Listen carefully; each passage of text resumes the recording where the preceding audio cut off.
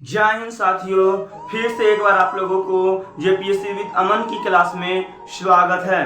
आज की क्लास में हम कुछ नया करने की कोशिश किए हैं। जरा साथियों आप लोग इस क्लास को पूरा अच्छा तरह से वॉच कीजिएगा। मैं इस क्लास में बहुत ज़्यादा मेहनत किया हूं और ये आप लोगों के लिए सेमेस्टर 2 स्टूडेंट के लिए कोर पेपर 3 पॉलिटिकल साइंस के जितने भी स्टूडेंट हैं उनके लिए बहुत ज़्यादा मेहनत करके मैं एक वीडियो लाया हूं, जिस वीडियो में जितने भी स्टूडेंट देखेंगे इस वीडियो को, जितना भी इम्पोर्टेंट क्वेश्चन है उस क्वेश्चन के साथ उनका आंसर और पूरा इम्पोर्टेंट क्वेश्चन ऑब्जेक्टिव भी, और ये एक साथ हम लेकर हम आप लोगों के समक्ष आए हैं। इस क्लास को आप लोग कृपया करके पूरा अच्छा तरह से देखिएगा। तो एक ही क्लास में साथियों, यह मतलब कि एक ही वीडियो में आप लोगों को पूरा भौकाल की तरह एकदम दिमाग में एक एक वर्ड एक एक पॉइंट आप लोगों के अंदर में घुस जाएगा।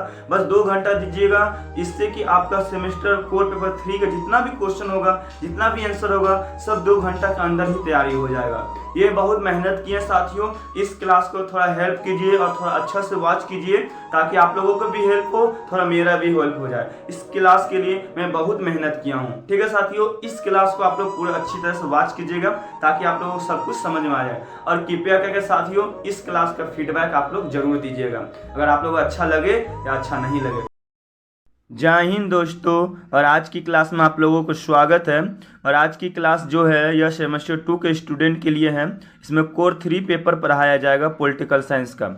आज का क्वेश्चन है कि राज्यसभा के गठन, कार्य एवं उपयोगिता का वर्णन करें। यह क्लास आप लोगों के लिए हेल्पफुल रहेगा। आई होप आप लोगों को क्लास अच्छा लगेगा। सभी स्टूडेंट इस क्लास को देखिए ताकि ये क्वेश्चन आप लोगों को एग्जाम में आता है तो आप लोग एग्जाम क्लियर कर सकते हैं। चलिए, इस क्वेश्चन का सबसे पहले लिखने का तरीका है कि सबसे पहले आप लोगों को परिचय लिखना है।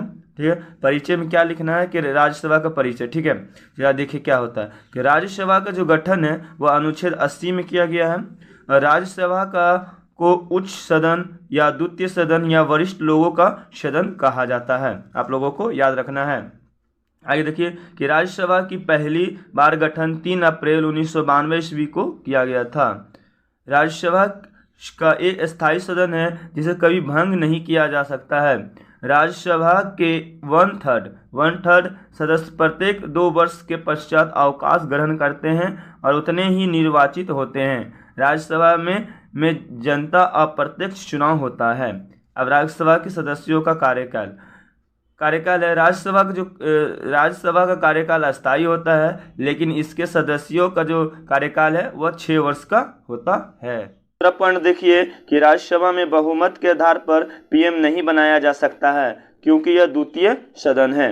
अब राज्यसभा के सदस्य बनने के लिए योग्यता आप लोगों को बताएंगे। तो सबसे पहले आपको याद रखना, किसी व्यक्ति को भारत का नागरिक होना पड़ेगा। ठीक है, और उसकी न्यूनतम सीमा आयु 30 वर्ष की होनी चाहिए। आगे देखिए, केंद्र और राज्य के अधीन लाभ के पद पर नहीं होना चाहिए। और राज्यसभा का सदस्य अपना त्याग पत्र सभापति को देगा। किसको देगा? सभापति को। और राज्यसभा के अधिकारी सभापति और उपसभापति बनते हैं। आगे देखिए, राज्यसभा का गठन। तो राज्यसभा में सदस्यों की अधिकतम संख्या 250 है, जिसमें 12 सदस्यों को जो साहित्य, कला, विज्ञान और सामाजिक सेवा के क्षेत्र में विशेषज्ञ ज्ञान और अनुभव रखते हो को राष्ट्रपति द्वारा मनोनीत किया जाता है, जबकि 238 सदस्य जो होते हैं राज्य क्षेत्रों से चुना जाता है। आप लोगों को चुनकर आते हैं, आप लोगों को याद रखना होगा। आप राज्यसभा की शक्ति और कार्य का वर्णन करते हैं। राज्यसभा के निम्न कार्य एवं शक्ति इस प्रकार है। एक व्यवस्थापिक शक्ति, इसको आप लोगों को याद रखना होगा। इसके अंतर्गत संविधान द्वारा वित्तीय विधायकों को छोड़कर साधारण विधायकों के संबंध में राज्यसभा को लोकसभा के जितना ही शक्ति प्राप्त होता है। साधारण विधेयक दोनों में से किसी भी सदन में प्रस्तावित किए जाते हैं। लोकसभा से पारित विधेयक राज्यसभा में भी पारित होना आवश्यक है। लोकसभा में पारित से विधेयकों को 6 माह रोक सकती है, परंतु समाप्त नहीं हो सकती है। याद रखिएगा, व्यवहार में समस्त महत्वपूर्ण विधेयक लोकसभा में ही प्रस्तुत होते हैं और राज्यसभा में नहीं। इस प्रकार हम कह सकते हैं कि लोकसभा की स्थिति अधिक मजबूत है और राज्यसभा की अपेक्षा लोकसभा की स्थिति बहुत मजबूत होती है। आपको याद रखना होगा। दूसरा है कार्यपालिका की शक्ति। संसदात्मक व्यवस्था में मंत्रिपरिषद संसद के लोकप्रिय सदन लोकसभा के प्रति ही सामूहिक रूप से उत्तरदायी है, राज्यसभा के प्रति नहीं। राज्यसभा को अविश्वास प्रस्ताव पास होता है, ठीक है, करके मंत्रिपरिषद को पद से हटाने की शक्ति प्रदान है, और ना ही अमेरिकी सीनेट के समान राष्ट्रपति द्वारा की गई नियुक्ति या युद्ध शक्ति समझती निर्णयों का अनुसमर्थन करने का अधिकार प्राप्त है, कुछ नहीं प्राप्त है।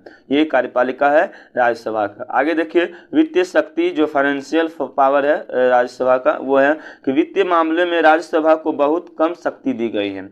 कोई भी वित्तीय विधेयक राज्यसभा में प्रस्तुत नहीं किया जा सकता है।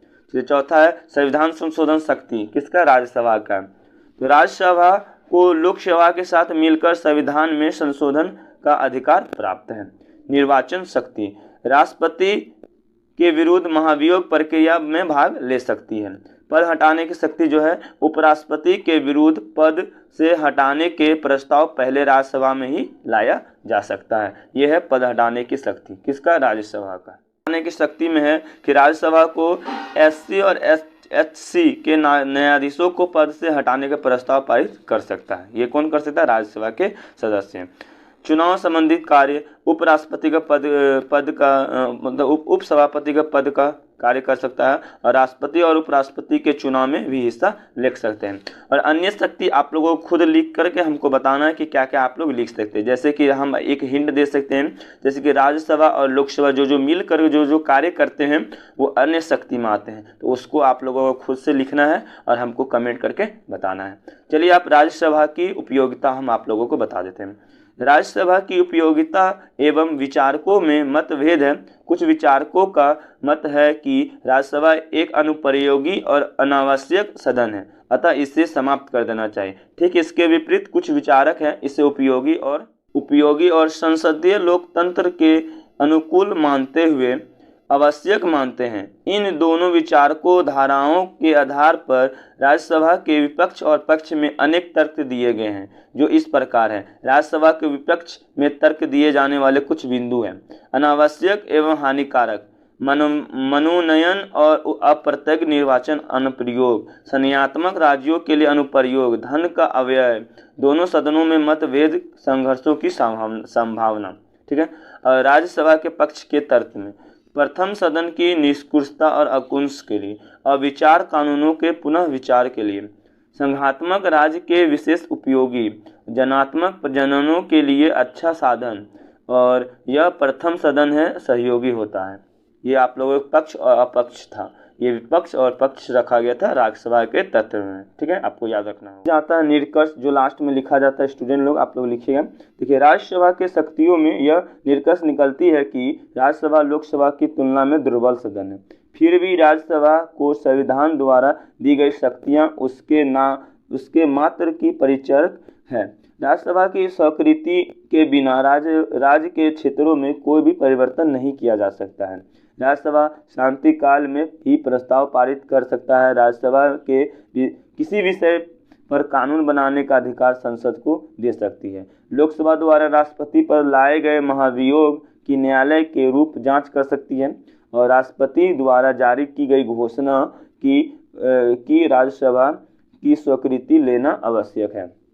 आगे देखिए, अतः शक्तियों की दृष्टि से लोकसभा तुलना में दुर्बल सदन हुए भी राज्यसभा का अपना महत्व है। गोपनेश्वर अयंगर ने राज्यसभा के उपयोगिता के संबंध में कहा था कि संविधान के निर्माताओं का राज्यसभा के रखने का उद्देश्य यह था कि यह सदन महत्वपूर्ण मामलों पर शानदार वाद विवाद करके और उन दिनों तक तारीफ करने में देरी करेगी ताकि शीघ्रता से लोकसभा में पारित करने में देरी करे।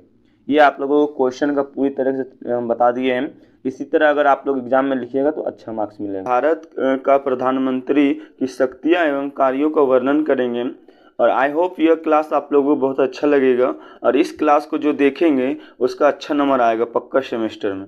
और इस क्वेश्चन को अच्छा से देखिए, ये क्वेश्चन आप लोगों के एग्जाम में आता है। चलिए साथियों, आज की क्लास के स्टार्ट करते हैं। देखिए, इसमें सबसे पहले इसमें टॉपिक में आंसर लिखने का तरीका होता है, उसका होता है परिचय। ठीक है। पहले आप परिचय लिखिए, भारत के प्रधानमंत्री का पहले परिचय लिखिए, ठीक है। देखिए इसमें कहता है कि भारत एक लोकतांत्रिक देश है, ठीक है। भारत एक लोकतांत्रिक देश है जहाँ पर संसदीय शासन प्रणाली को अपनाया गया है, ठीक है। यानी भारत में संसदीय प्रणाली को अपनाया गया है। भारत की संसदीय प्रणाली में राष्ट्रपति राष्ट्र का प्रमुख है, जबकि प्रधानमंत्री सरकार का प्रमुख होता है, ठीक है। आपको याद रखना होगा कि राष्ट्रपति जी होते हैं वो राष्ट्र के प्रमुख होते हैं और प्रधानमंत्री जी होते हैं वो सरकार के प्रमुख होते हैं। इसका मतलब होता है कि भारत के संविधान में प्रधानमंत्री को वास्तविक शक्ति प्राप्त होती है, जबकि राष्ट्रपति को केवल नामात्र का शासक होता है। मतलब वो नामात्र खाली नाम के लिए शासक होता है राष्ट्रपति जी, ठीक है। आपको याद रखना कि भारत के जो प्रधानमंत्री होते हैं वो वास्तविक उसके पास शक्ति होता है और राष्ट्रपति जी के पास वो नामात्र की शक्ति होती है। ये हमारे अनुच्छेद 74 में लिखा गया है कि भारतीय संविधान में प्रावधान है कि राष्ट्रपति को उसके कार्य में सहायता के लिए तथा सलाह देने के लिए एक मंत्री परिषद होगी, जिसका प्रधान कौन होगा? जिसका प्रधान प्रधानमंत्री होगा और राष्ट्रपति उसके सलाह के अनुसार कार्य करेगा। ये हमारे अनुच्छेद 74 में लिखा गया है, आप लोग इसको पढ़ सकते हैं, ठीक है। इसी तरह आप लोग एग्जाम में लिखिएगा तो अच्छा मार्क्स देगा। आगे देखिए, कहता है कि प्रधानमंत्री अपनी सभी शक्तियों का उपयोग राष्ट्रपति के माध्यम से करता है और प्रशासन का कार्य प्रधानमंत्री अपने मंत्रिमंडल की सहायता से करता है। भारतीय संविधान के अनुच्छेद में जो लिखा गया है वो 74-75 में लिखा गया, ठीक है। जो प्रधानमंत्री अपनी सभी शक्तियों का उपयोग राष्ट्रपति के माध्यम से करता है, यानी राष्ट्रपति जब तक सलाह उस पर हस्ताक्षर नहीं करेंगे, साइन नहीं करेंगे, तब तक प्रधानमंत्री उस कार्य को नहीं कर सकते हैं। और प्रशासन कार्य प्रधानमंत्री अपने मंत्रिमंडल की सहायता से करता है, आपको याद रखना है। ये भारतीय संविधान का संविधान के किस अनुच्छेद में लिखा गया? तो भारतीय संविधान के 74-75 में मंत्रिपरिषद एवं प्रधानमंत्री का वर्णन किया गया है। आगे देखिए, इसका योग्यता यानी प्रधानमंत्री बनने का योग्यता जो है भारतीय प्रधानमंत्री बनने का, वो आपको याद रखना होगा। भारत का प्रधानमंत्री बनने के लिए निम्न योग्यता का होना आवश्यक है। पहला कि वह भारत का नागरिक होना चाहिए, दूसरा कि वह कम से कम 25 वर्ष की आयु होनी चाहिए, तीसरा किसी लाभ के पद पे ना हो, चौथा लोकसभा या राज्यसभा में किसी एक का सदस्यता होना चाहिए, आपको याद रखना होगा। आगे देखिए, नियुक्ति एवं कार्यकाल, तो उसका नियुक्ति और कार्यकाल कैसे होता है? ये अनुच्छेद 75 में कहा गया है कि प्रधानमंत्री की नियुक्ति राष्ट्रपति कर सकता है, ठीक है। आपको याद रखना होगा, ये अनुच्छेद भी दे देना है। अनुच्छेद 75 में कहा गया है कि प्रधानमंत्री की नियुक्ति कौन करेगा? राष्ट्रपति करता है। और अन्य मंत्रियों की नियुक्ति राष्ट्रपति प्रधानमंत्री की सलाह पर करता है, यानी राष्ट्रपति जी जो है वो प्रधानमंत्री की सलाह पे करता है। और लोकसभा में बहुमत प्राप्त दल के नेता को राष्ट्रपति और प्रधानमंत्री पद के लिए आमंत्रित करता है, यानी जो बहुमत जिस दल का नेता को होगा उसी दल के नेता को प्रधानमंत्री बनाया जाता है और आमंत्रित कौन करता है? राष्ट्रपति करता है। और आगे देखिए, प्रधानमंत्री को शपथ भी राष्ट्रपति द्वारा ही दिलाया जाता है और इनका कार्यकाल होता है 5 वर्षों के लिए, ठीक है। आपको याद रखना है प्रधानमंत्री का कार्यकाल कितना वर्ष के लिए होता है? 5 वर्ष के लिए। इस तरह आप लोग लिखते चलिएगा, ठीक है। ऐसे तो इनका चुनाव 5 वर्ष के लिए जनता के द्वारा किया जाता है, यानी प्रधानमंत्री का जो चुनाव होता है वह जनता के द्वारा किया जाता है। कितना वर्ष के लिए? 5 वर्ष के लिए। परंतु इनका कार्यकाल तभी तक होता है जब तक इनको लोकसभा में बहुमत प्राप्त होता है। जब तक इसका बहुमत रहेगा तभी तक इसका शासन चलेगा। और प्रधानमंत्री अपना त्यागपत्र किसको दे सकते हैं? किसको सौंपते हैं? राष्ट्रपति जी को सौंपते हैं, ठीक है। आगे देखिए, प्रधानमंत्री की शक्तियां एवं कार्य उसका शक्ति और कार्य के बारे में वर्णन करेंगे, यही क्वेश्चन था ना। देखिए, प्रधानमंत्री की शक्तियां उसके मिले बहुमत पर निर्भर करता है, मतलब उसको जितना बहुमत मिलेगा उस पर निर्भर करता है। यदि पूर्ण बहुमत होती है तो प्रधानमंत्री अधिक स्वतंत्र एवं शक्तिशाली होता है। वही अगर गठबंधन का सरकार हो तो प्रधानमंत्री की शक्तियां कम हो जाती है, ठीक है। गठबंधन का सरकार रहेगा तो उसका शक्तियां कम हो जाता है, क्योंकि उसे गठबंधन सरकार के सभी दलों पर निर्भर रहना पड़ता है। यदि कोई भी दल अविश्वास प्रस्ताव पारित कर दे तो प्रधानमंत्री को को त्यागपत्र देना पड़ सकता है। मतलब अविश्वास कर देगा तो उसको प्रधानमंत्री को त्यागपत्र देना पड़ सकता है। फिर भी प्रधानमंत्री की शक्तियां एवं कार्यों को निम्न बिंदुओं द्वारा समझा जा सकता है। चलिए हम एक एक बिंदु करके आप लोगों को समझाते हैं। सबसे पहले देखिए मंत्रिपरिषद के संबंध में कार्य एवं शक्तियां, ठीक है, इसको आप लोग देखिए। कहता है कि मंत्री नियुक्ति करने हेतु अपने दल के सदस्यों के नाम राष्ट्रपति को सुझाता है और राष्ट्रपति केवल उन्हीं लोगों को मंत्री बना सकता है जिनके नामों पर सिफारिश कौन करता है? प्रधानमंत्री करता है। सेकंड पॉइंट देखिए कि प्रधानमंत्रियों के बीच मंत्रालय विभाग का बंटवारा करता है और उनको आवंटित विभाग में फेरबदल भी कर सकता है। मतलब प्रधानमंत्री उसको विभाग में फेरबदल भी कर सकता है। आगे देखिए, वह मंत्रिपरिषद की बैठक की अध्यक्षता भी करता है। कौन करता है? प्रधानमंत्री। वह अपने पद से त्याग पत्र देकर पूरे मंत्रिमंडल को बर्खास्त करने की सलाह भी राष्ट्रपति को दे सकता है। अर्थात वह राष्ट्रपति को लोकसभा भंग कर नए सिरे से चुनाव करवाने की भी सलाह दे सकता है। कौन दे सकता है? प्रधानमंत्री। चलिए देखिए आपको शक्तियों का उसका सेकेंड पॉइंट है कि नियुक्ति के संबंध में अधिकार, उसका नियुक्ति करने का अधिकार प्रधानमंत्री का। प्रधानमंत्री द्वारा राष्ट्रपति को निम्न अधिकारों की नियुक्ति के संबंध में राय देने की अधिकार है। ये देखिए आप लोग, ठीक है, राय देने का अधिकार है। तो पहला है भारत का नियंत्रक एवं महालेखा परीक्षक पे, दूसरा है भारत का महान्यायवादी जो अनुच्छेद 76 लिखा गया, ठीक है। आगे देखिए भारत का महाधिवक्ता, आगे देखिए संघ लोक सेवा आयोग का अध्यक्ष एवं उसके सदस्यों का चुनाव, ठीक है। आगे नेक्स्ट पॉइंट है संसद के संदर्भ में अधिकार। प्रधानमंत्री को संसद के संदर्भ में अधिकार। प्रधानमंत्री निचले सदन का नेता होता है और वह निम्न शक्तियों का प्रयोग करता है। पहला, वह राष्ट्रपति को संसद का सत्र आहूत करने और उसका सत्रावसान करने का परामर्श देता है और लोकसभा को किसी भी समय विघटित करने की सलाह राष्ट्रपति को दे सकता है। आगे देखिए, वह सभा पटल पर सरकार की नीतियों की घोषणा करता है। आगे देखिए, आगे नेक्स्ट पॉइंट है उपाधियों वितरण में उपराष्ट्रपति को परामर्श करता है। तो राष्ट्रपति भारत रत्न, पद्मश्री या अन्य राष्ट्रीय पुरस्कारों को वितरण प्रधानमंत्री के परामर्श से ही करता है। ये सब प्रधानमंत्री की शक्तियां हैं। 5वां नंबर का है सरकार का प्रधान प्रवक्ता। कौन होता है? प्रधानमंत्री होता है। तो संसद में देश और विदेशों में प्रधानमंत्री ही सरकार की नीतियां की अधिकृत प्रवक्ता होता है। नेक्स्ट पॉइंट है उसका शक्तियां का आपातकालीन शक्तियां। किसका? प्रधानमंत्री का। तो राष्ट्रपति को प्राप्त आपातकालीन शक्तियों का वास्तविक प्रयोग प्रधानमंत्री ही करता है। युद्ध प्रारंभ करने के संबंध में निर्णय लेना, राष्ट्रपति सुरक्षा, विजय पराजय का पूर्ण रोपण उत्तराधिकारी प्रधानमंत्री का ही होता है।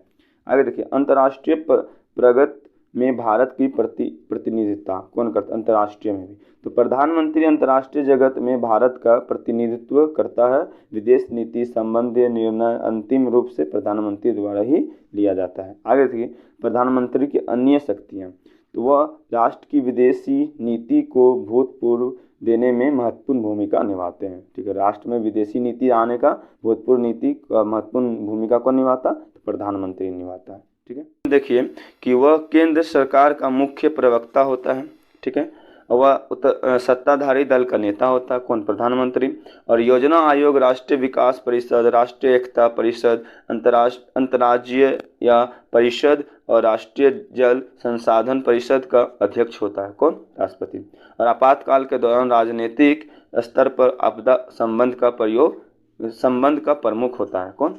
उप प्रधानमंत्री। आगे देखिए वह सेनाओं का राजनीतिक प्रमुख भी होता है। ठीक है, अब निष्कर्ष बताएंगे, इतना हम बताएं इसका शक्तियों का, तो उसको निष्कर्ष में समझ लीजिए। लास्ट टॉपिक में अगर आप लोग एग्जाम में निष्कर्ष लिखते हैं आपको अच्छा नंबर मिलता है। देखिए तो भारतीय संसदीय प्रणाली में दो प्रकार की कार्यपालिका देखने को मिलती है। ठीक है, कितने प्रकार की? दो प्रकार के। पहला एक होता है नामात्र की कार्यपालिका जिसका प्रमुख राष्ट्रपति होता है, वही दूसरा होता है वास्तविक कार्यपालिका जिसका प्रमुख प्रधानमंत्री होता है। राष्ट्रपति देश का एक प्रमुख होता है तथा इसके पास नामात्र की शक्तियाँ होती है।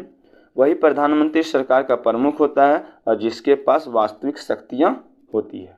ठीक है, होती है। प्रधानमंत्री इन वास्तविक शक्तियों का प्रयोग करके शासन का संचालन करता है। भारत में प्रधानमंत्री का पद बहुत ही शक्तिशाली पद है, जिसके पास देश का लगभग सभी कार्य करने की शक्तियां मौजूद होती है।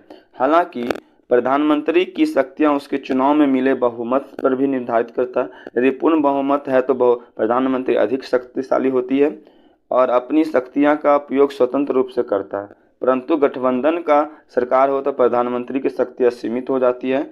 फिर वह कहा जा सकता है कि प्रधानमंत्री का पद एक गौरवनीय पद है, जिसके द्वारा पूरे देश का प्रतिनिधित्व करता है अवसर प्राप्त होता है। ये आप लोगों का आज का क्वेश्चन है।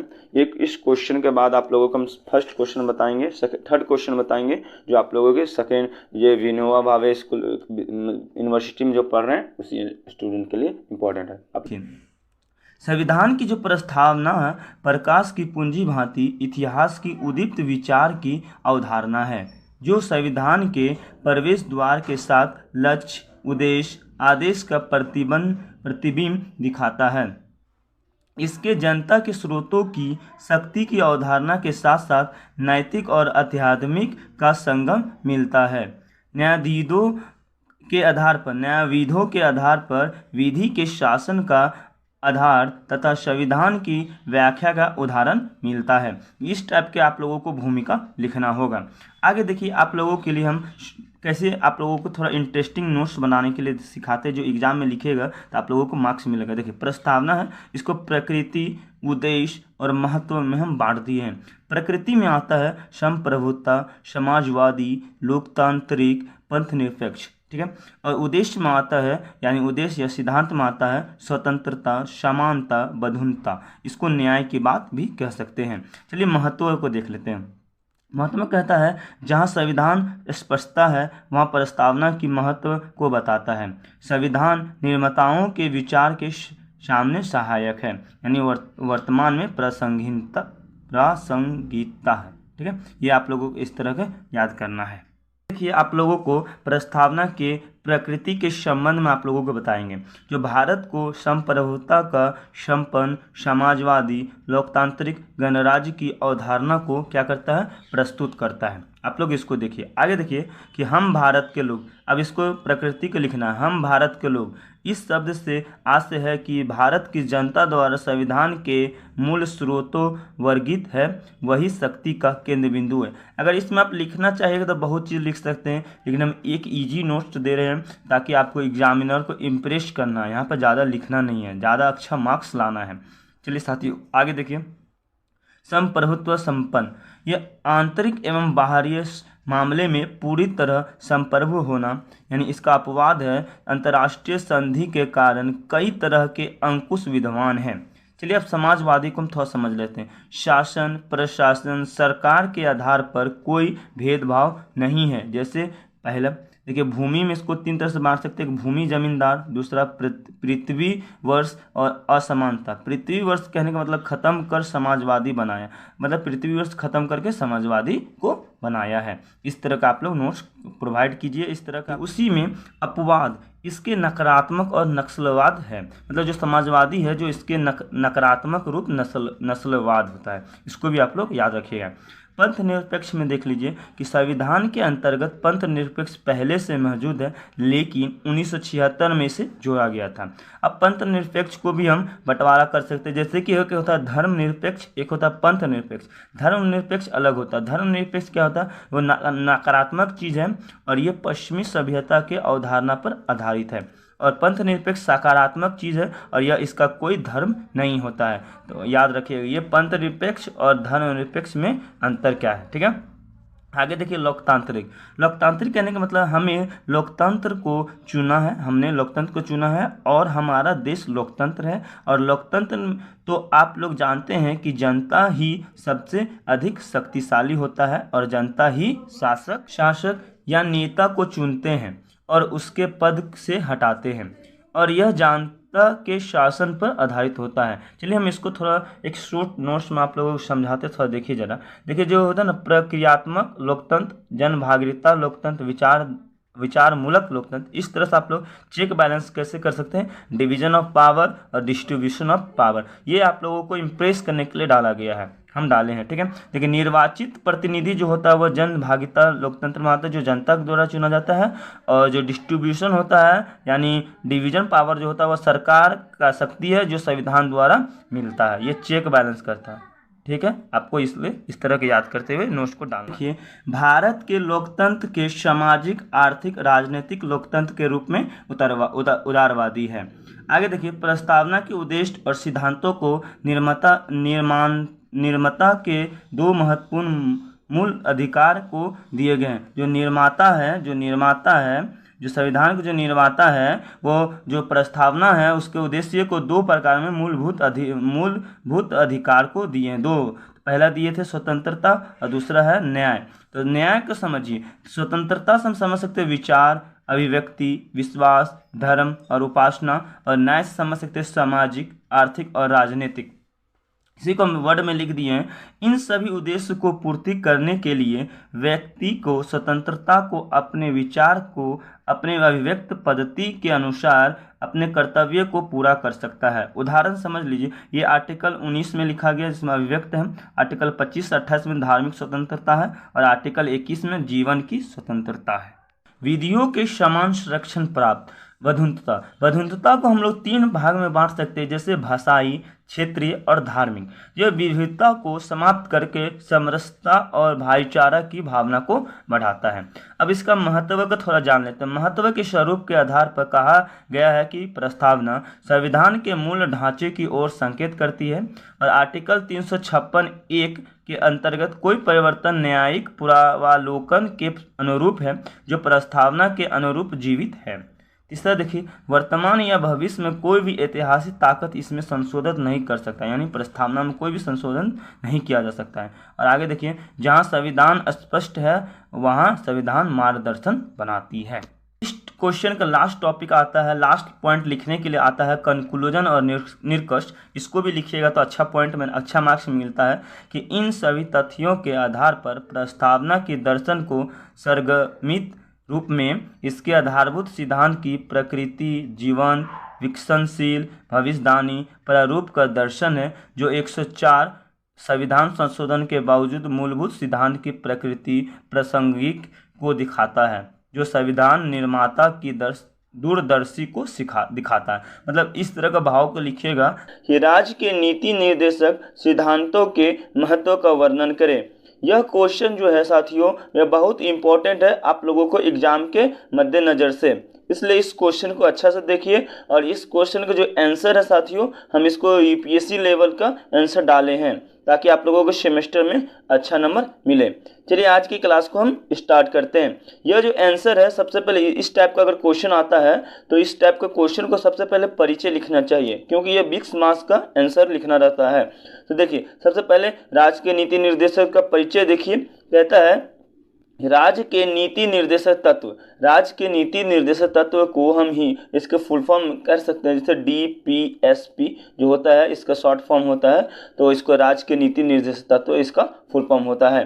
चलिए हम इसके बारे में थोड़ा डिटेल आप लोगों को परिचय पहले देते हैं। देखिए जो भारतीय संविधान के मूल कृति एवं भाग 4 के अनुच्छेद 36 से 51 में राज्य के नीति निर्देशक तत्व की चर्चा की गई है। ठीक है, आपको याद रखना होगा भाग 4 में अनुच्छेद 36 से 51 में राज्य के नीति निर्देशक तत्व की चर्चा की गई है। राज्य के नीति निर्देशक तत्व कल्याणकारी राज्य की स्थापना करते हैं। इसी में डॉक्टर राजेंद्र प्रसाद जो थे भारत के प्रथम राष्ट्रपति, वो बोले थे कि उसने कहा था कि राज्य के नीति निर्देशक तत्व उद्देश्य जनता का कल्याण करना है। नीति निर्देशक भारतीय संविधान में आयरलैंड के संविधान से प्रेरित किया गया है। तो आप लोगों को इस तरह से राज्य के नीति निर्देशक तत्व की परिचय देना होगा। उसके बाद हम बताते हैं राज्य के नीति निर्देशक सिद्धांतों का जो है वर्गीकरण किया गया है। देखिए निर्देशक सिद्धांतों को उनके वैचारिक स्रोत और उद्देश्यों के आधार पर वर्गीकृत किया जाता है। ये निर्देश निम्नलिखित रूप में वर्गीकृत है।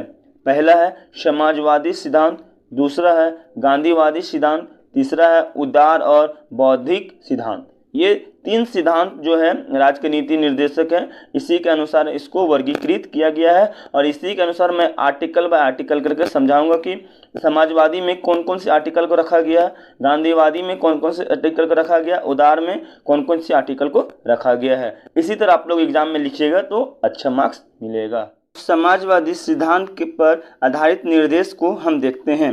देखिए, समाजवादी सिद्धांत में अनुच्छेद 38 आता है, ठीक है। इसमें क्या कहा गया है कि इसमें कहा गया है कि राज्य देश लोग कल्याण के लिए एवं उसके अभिवृद्धि के लिए कार्य करेगा।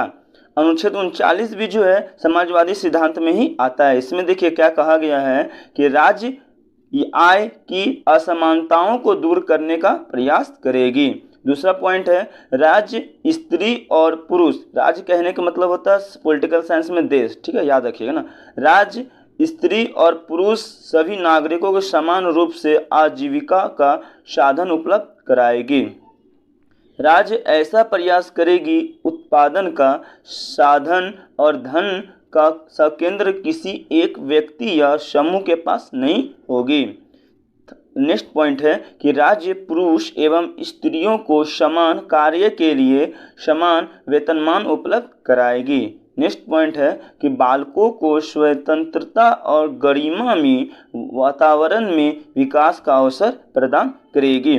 और अनुच्छेद 41 भी जो है ये आप लोगों को आता है समाजवादी सिद्धांत में। देखिए इसमें क्या कहता है कि राज्य लोगों को काम पाने और शिक्षा प्राप्त करने में सहायता करेगी। बुढ़ापा, बीमारी, अधायकता की स्थिति में राज्य उसकी सहायता करेगी। राज्य यानी मतलब देश, ये हमारे नीति निर्देश में लिखा गया है।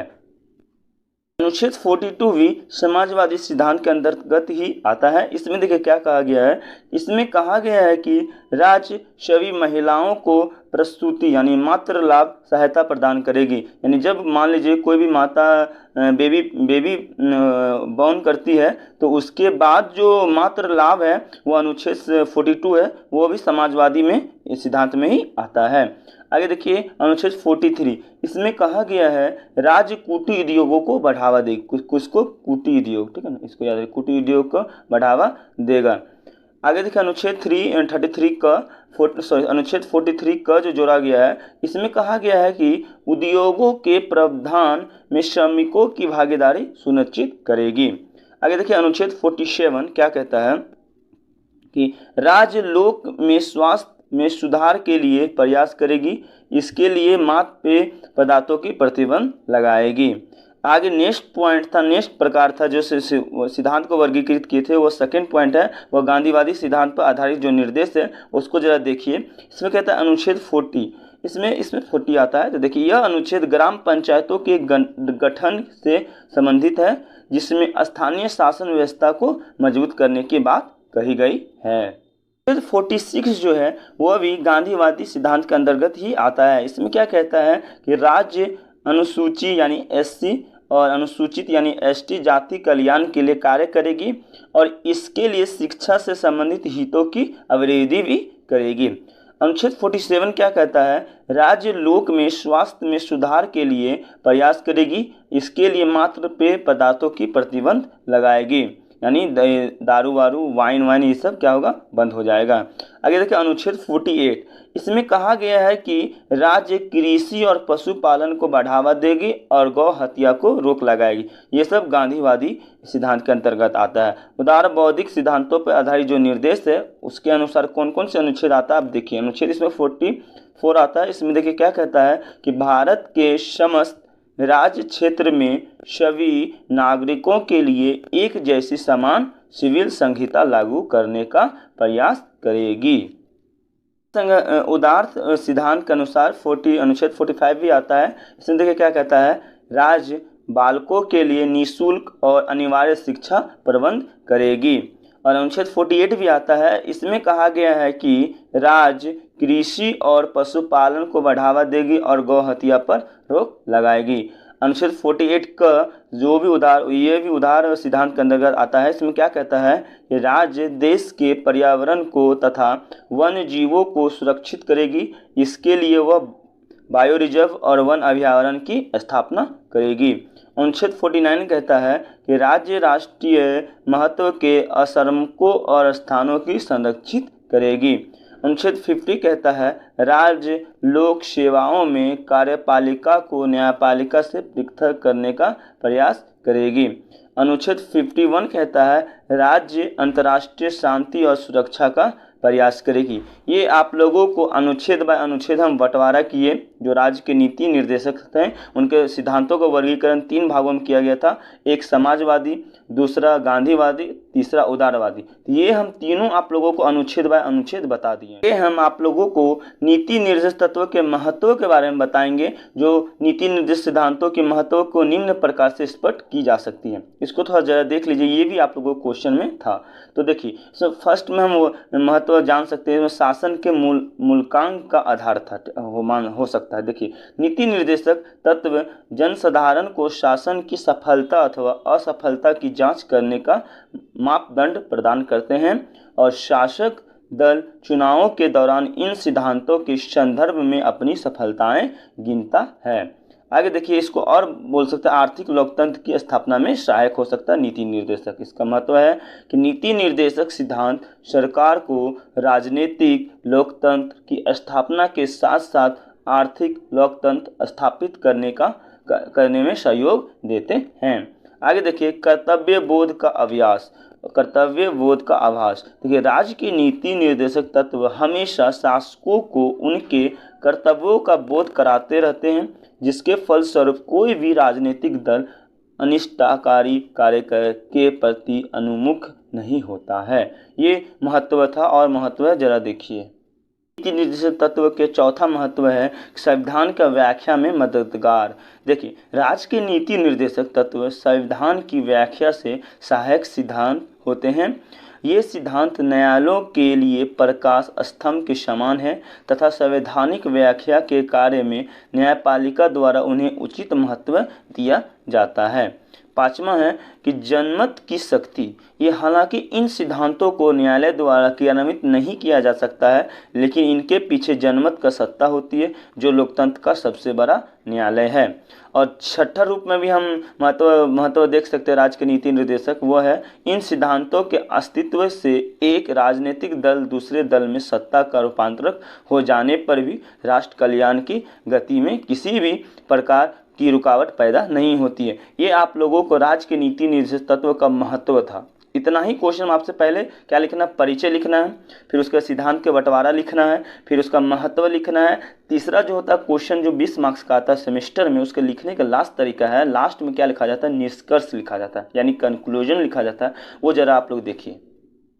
इस क्वेश्चन का जो निष्कर्ष है यानी कंक्लूजन है, वो आप लोगों को खुद से लिखना है और लिख करके हमें कमेंट में बताना है कि आप लोग इस क्वेश्चन को पढ़ने के बाद कितना इसका कंक्लूजन लिख सकते हैं। मैं भी लिख के रखूंगा और आप लोगों को भी आंसर को लिखूंगा और देखूंगा और कितना आप लोग सही लिखते हैं और कितना गलत लिखते हैं। भारतीय राष्ट्रपति के संकटकालीन शक्तियों की विवेचना करें।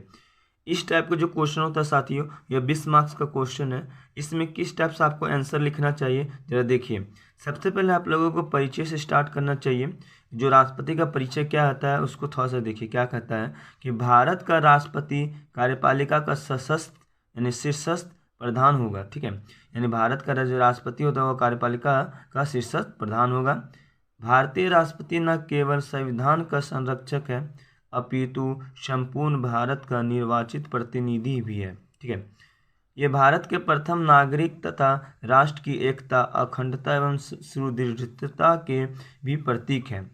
चूँकि भारत में सरकार का स्वरूप संसदीय है अतः राष्ट्रपति केवल कार्यकारी प्रधान होता है। ठीक है, कार्यकारी क्या होता है, प्रधान होता है। ठीक है, आगे देखिए कि भारतीय संविधान में आपात उपद्रवों या संकटकालीन शक्तियों को 3 भागों में बांटा गया है। उस तीनों भागों को देखिए। पहला भाग है युद्ध, बाहरी आक्रमण या राष्ट्रीय आपात जो है वो अनुच्छेद 352 है। उसका दूसरा है राष्ट्रपति शासन जो अनुच्छेद 352 है और तीसरा है वित्तीय आपात जो अनुच्छेद 360 है। आप लोगों को ये तीनों आप लोगों को भी समझाते हैं, जरा देखिए। चलिए अब देखिए फर्स्ट नंबर में क्या है, अनुच्छेद 352। इसका टॉपिक क्या होता है, युद्ध, बाहरी आक्रमण या राष्ट्रीय आपात।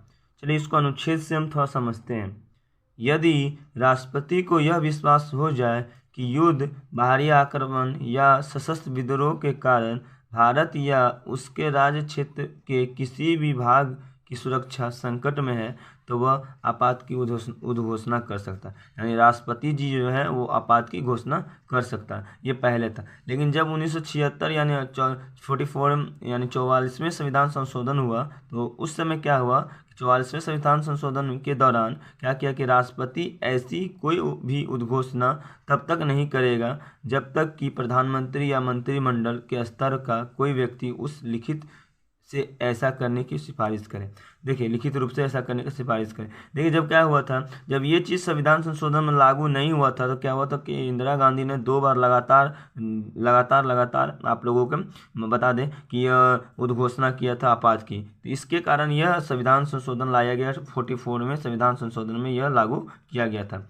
अब देखिए और आगे देखिए थोड़ा कि मूल संविधान में आपातकाल का उद्घोषणा का आधार युद्ध, बाहरी आक्रमण और आंतरिक अशांति थी, लेकिन 44वें संविधान संशोधन के द्वारा आंतरिक अशांति के स्थान पर सशस्त्र विद्रोह का आधार बनाया गया। ठीक है, यानी आंतरिक अशांति जो बोल के जो लगाया जाता था आपात घोषणा वो हटा के क्या कर दिया, सशस्त्र विद्रोह कर दिया। ठीक है, ये 44वें संविधान संशोधन में हुआ। राष्ट्रपति द्वारा की गई आपात की उद्घोषणा संसद के समक्ष रखी जाएगी। यदि उस उद्घोषणा को 1 माह के भीतर संसद अनुमोदन कर देती है तो वह 6 माह तक लागू रहेगा, यानी कि जब तक यह 6 महीना तक लागू रहता है।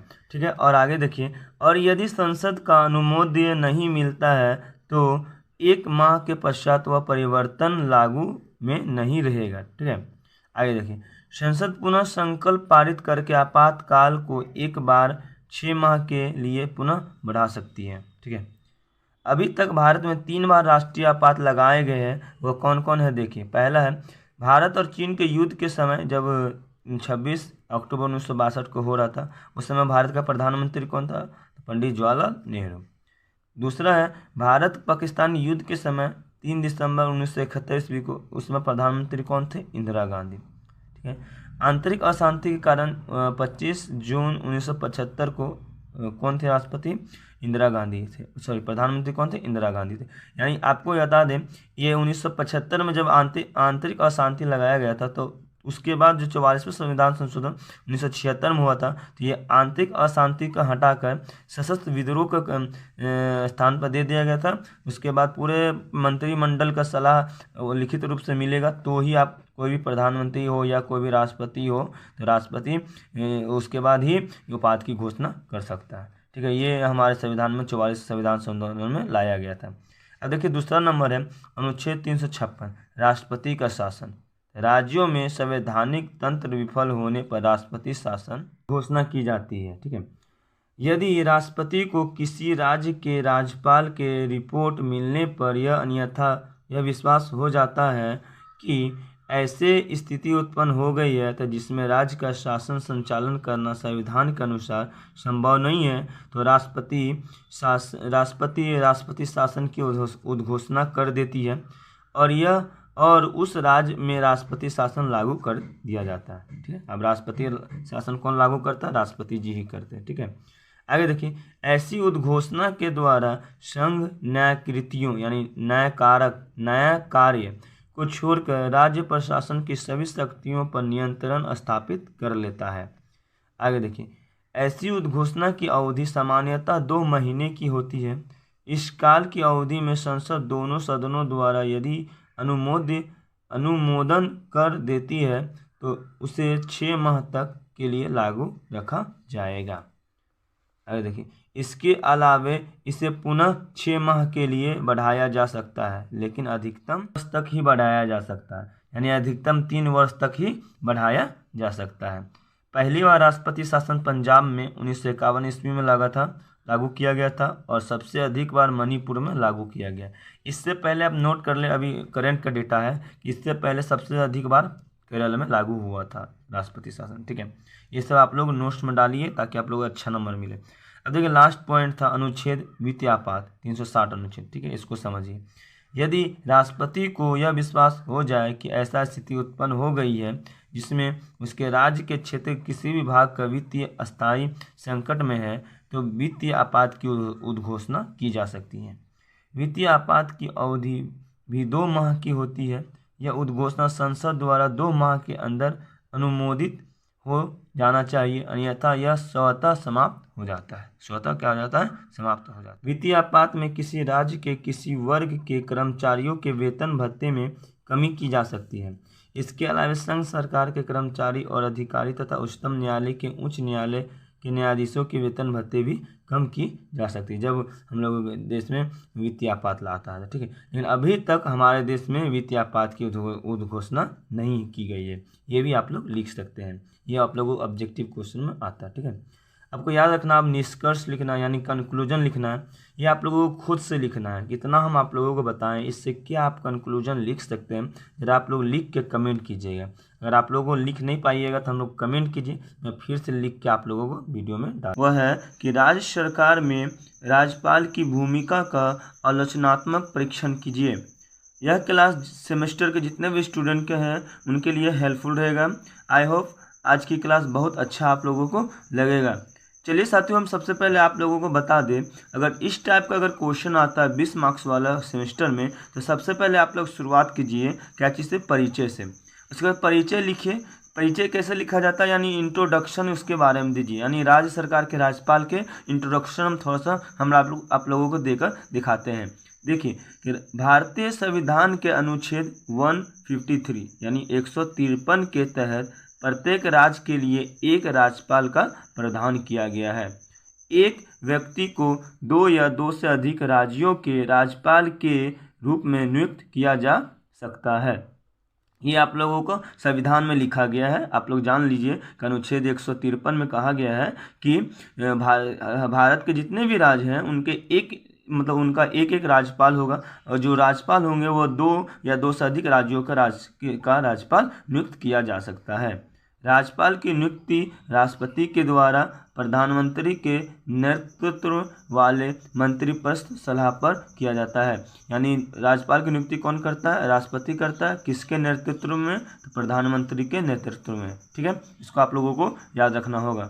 सामान्यतः राज्यपाल का कार्यकाल उसके पद ग्रहण से 5 वर्ष की अवधि के लिए होता है, किंतु वास्तव में वह राष्ट्रपति के प्रसाद पर्याप्त पद धारण करता है, यानी वह राष्ट्रपति का प्रसाद पर्याप्त पद धारण करता है। ये आप लोगों का इंट्रोडक्शन था, संविधान से जोड़ के अनुच्छेद व अनुच्छेद आप लोगों को बताएं। चलिए अब हम कुछ आप लोगों को आगे बढ़ाते हैं। देखिए, भारत में केंद्र के साथ साथ राज्यों के स्तर पर भी संसदीय शासन प्रणाली को अपनाया गया, अतः राज्य में भी दोहरी कार्यपालिका की मौजूदगी देखने को मिलती है। ये आप लोगों को याद रखना होगा। और राज्य के जो बारे में है वो भाग 6 में लिखा गया संविधान में, और अनुच्छेद 152 से 236 तक में लिखा गया है। अब हम आप लोगों को दोहरी कार्यपालिका को समझाते हैं। जैसे पहले ऊपर में राज्य लिखिए, उसका दोहरी कार्यपालिका जो होता है वो पहले एक राज्यपाल में बढ़ता है और दूसरा होता है मुख्यमंत्री। ये केवल राज्य का बता रहे, ठीक है, केंद्र का नहीं बता रहे। केंद्र में बटेगा तो कैसे? राष्ट्रपति और प्रधानमंत्री, लेकिन राज्य में क्या बटेगा? दोहरी कार्यपालिका में राज्यपाल और मुख्यमंत्री।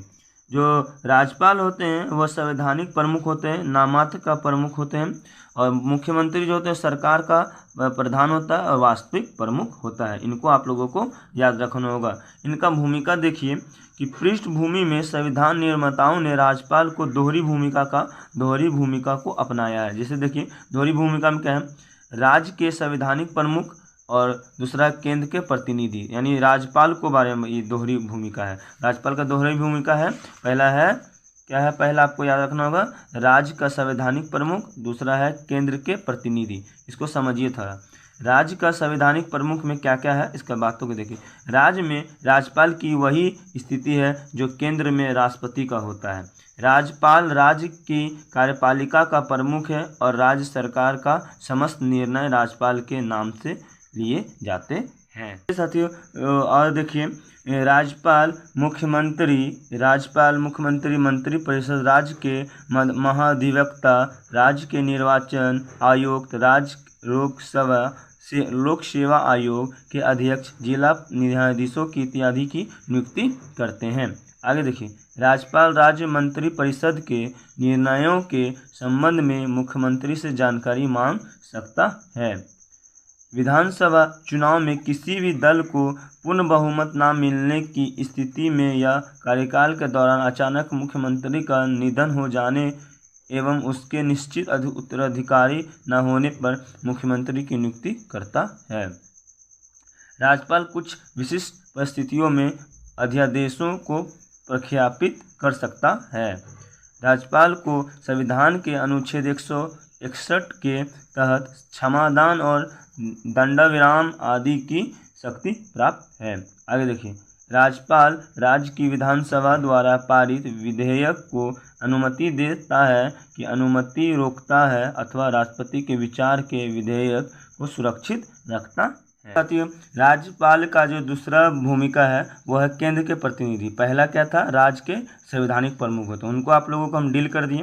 आप लोग देख लीजिए, केंद्र के प्रतिनिधि, ये राज्यपाल केंद्र और राज्य के बीच एक महत्वपूर्ण संबंध की कड़ी के रूप में कार्य करता है, जिसका मुख्य कार्य राज्यों की प्रशासन के संबंध में केंद्र को जानकारी प्रदान करता है। दूसरा देखिए, इसका दूसरा पॉइंट है अनुच्छेद 356 के तहत राज्यपाल राज्य के संवैधानिक मशीनरी की विफलता की स्थिति में राष्ट्रपति शासन लगाने हेतु रिपोर्ट भेज सकता है। जब राज्य में शांति व्यवस्था बाधित होने की परिस्थिति में राज्यपाल उस क्षेत्र को अशांत क्षेत्र घोषित करता है। राष्ट्रपति के विचारत किसी विधेयक को आरक्षित करना है पड़ोसी केंद्र शासित राज्य में यानी अतिरिक्त प्रचार की स्थिति में बतौर प्रशासक के रूप में कार्य करता है।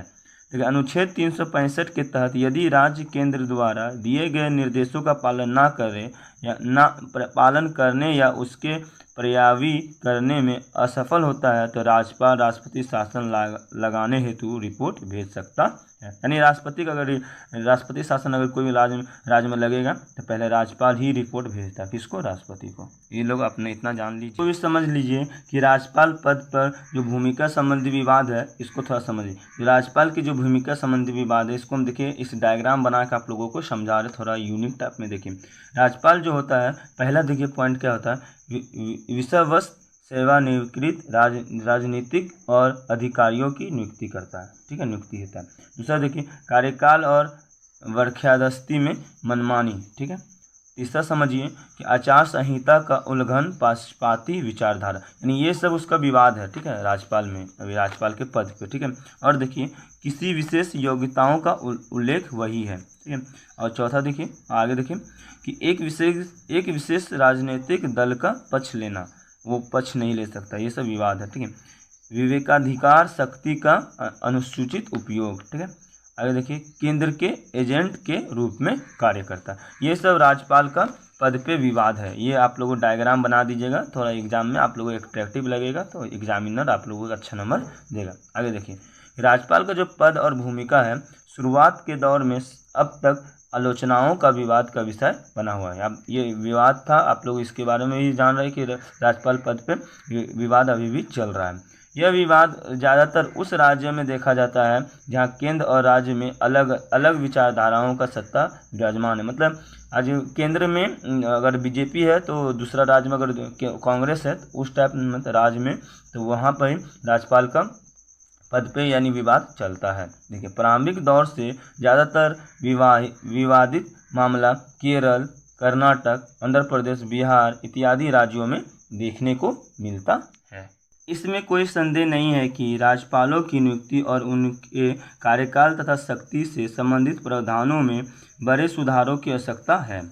विभिन्न समिति और आयोगों द्वारा दिए गए सुझावों को हमें अपनाना चाहिए और राज्यपाल के पद की निष्पक्ष और स्वतंत्र बनाने की आवश्यकता है।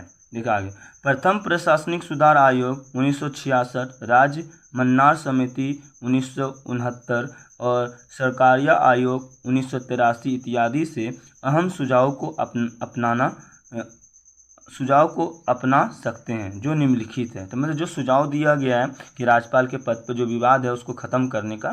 देखिए, राज्यपाल के पद पर उस व्यक्ति को नियुक्त किया जाना चाहिए जिससे सार्वजनिक जीवन एवं प्रशासन का अनुभव हो तथा दलीय पूर्वाग्रह से मुक्त व्यक्ति हो, ठीक है, ये फर्स्ट पॉइंट है। सेकेंड पॉइंट देखिए, राज्यपाल के द्वारा लिए गए निर्णयों को न्यायिक जांच के अधीन लाया जाना चाहिए, जिसमें उस निर्णय तक पहुंचने के लिए प्रयोग किए गए स्रोत भी शामिल हो।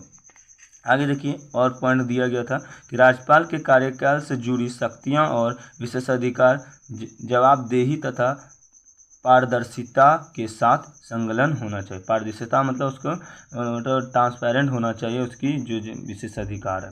ये सब आप विवाद जो खत्म करने के लिए आयोग जो बनाया गया था उनका विचारधारा, और दो चार पॉइंट है उसको भी देखिए। चौथा पॉइंट है, राज्यपाल को अपने दायित्वों को सफलतापूर्वक निर्वहन करने में सक्षम बनाने के लिए राज्य सरकार, केंद्र सरकार, संसद और राज्य विधानसभाओं द्वारा अनुमोदित एक सहमत आचार संहिता विकसित की जानी चाहिए। ठीक है, आगे देखिए, राज्यपाल द्वारा स्वविवेक शक्ति के प्रयोग विशेष स्पष्टीकरण दिया जाना चाहिए।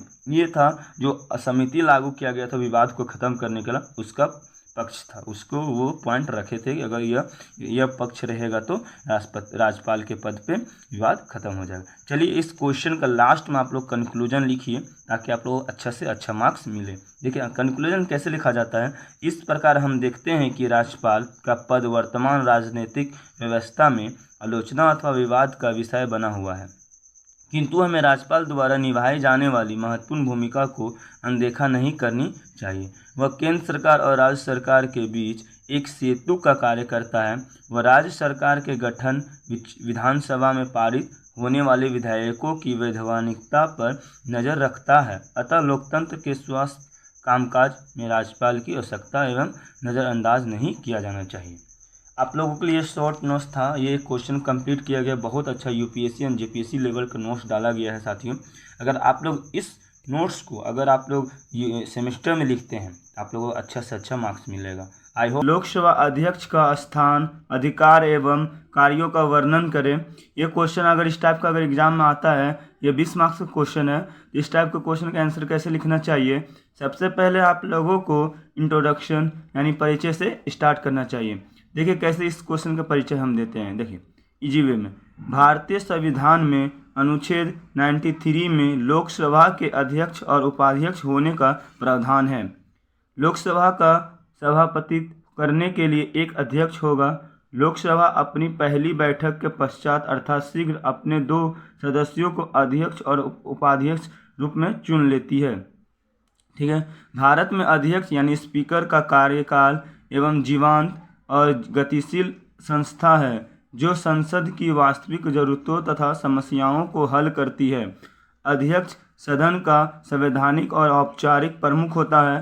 संसद के प्रत्येक सदन का अपना पीठासीन अधिकारी होता है। यानी आपको पता होना चाहिए कि अनुच्छेद 93 में भारतीय संविधान के लोकसभा का अध्यक्ष होता है का प्रावधान किया गया है, अध्यक्ष और उपाध्यक्ष का। जो अध्यक्ष होते हैं वह मतलब क्या होते हैं, वह सभापति होते हैं लोकसभा का। ठीक है, ये सब आप लोग याद रखिए, ये सब पॉइंट आप लोग डालिएगा इंट्रोडक्शन में। और ये पीठासीन अधिकारी होते हैं, संसद के प्रत्येक सदन का अपना पीठासीन अधिकारी होते हैं। ये सब पॉइंट डालिएगा तो ये आप लोगों को इंट्रोडक्शन देखने में थोड़ा अच्छा लगेगा और एग्जाम में पढ़ के अच्छा मार्क्स देगा।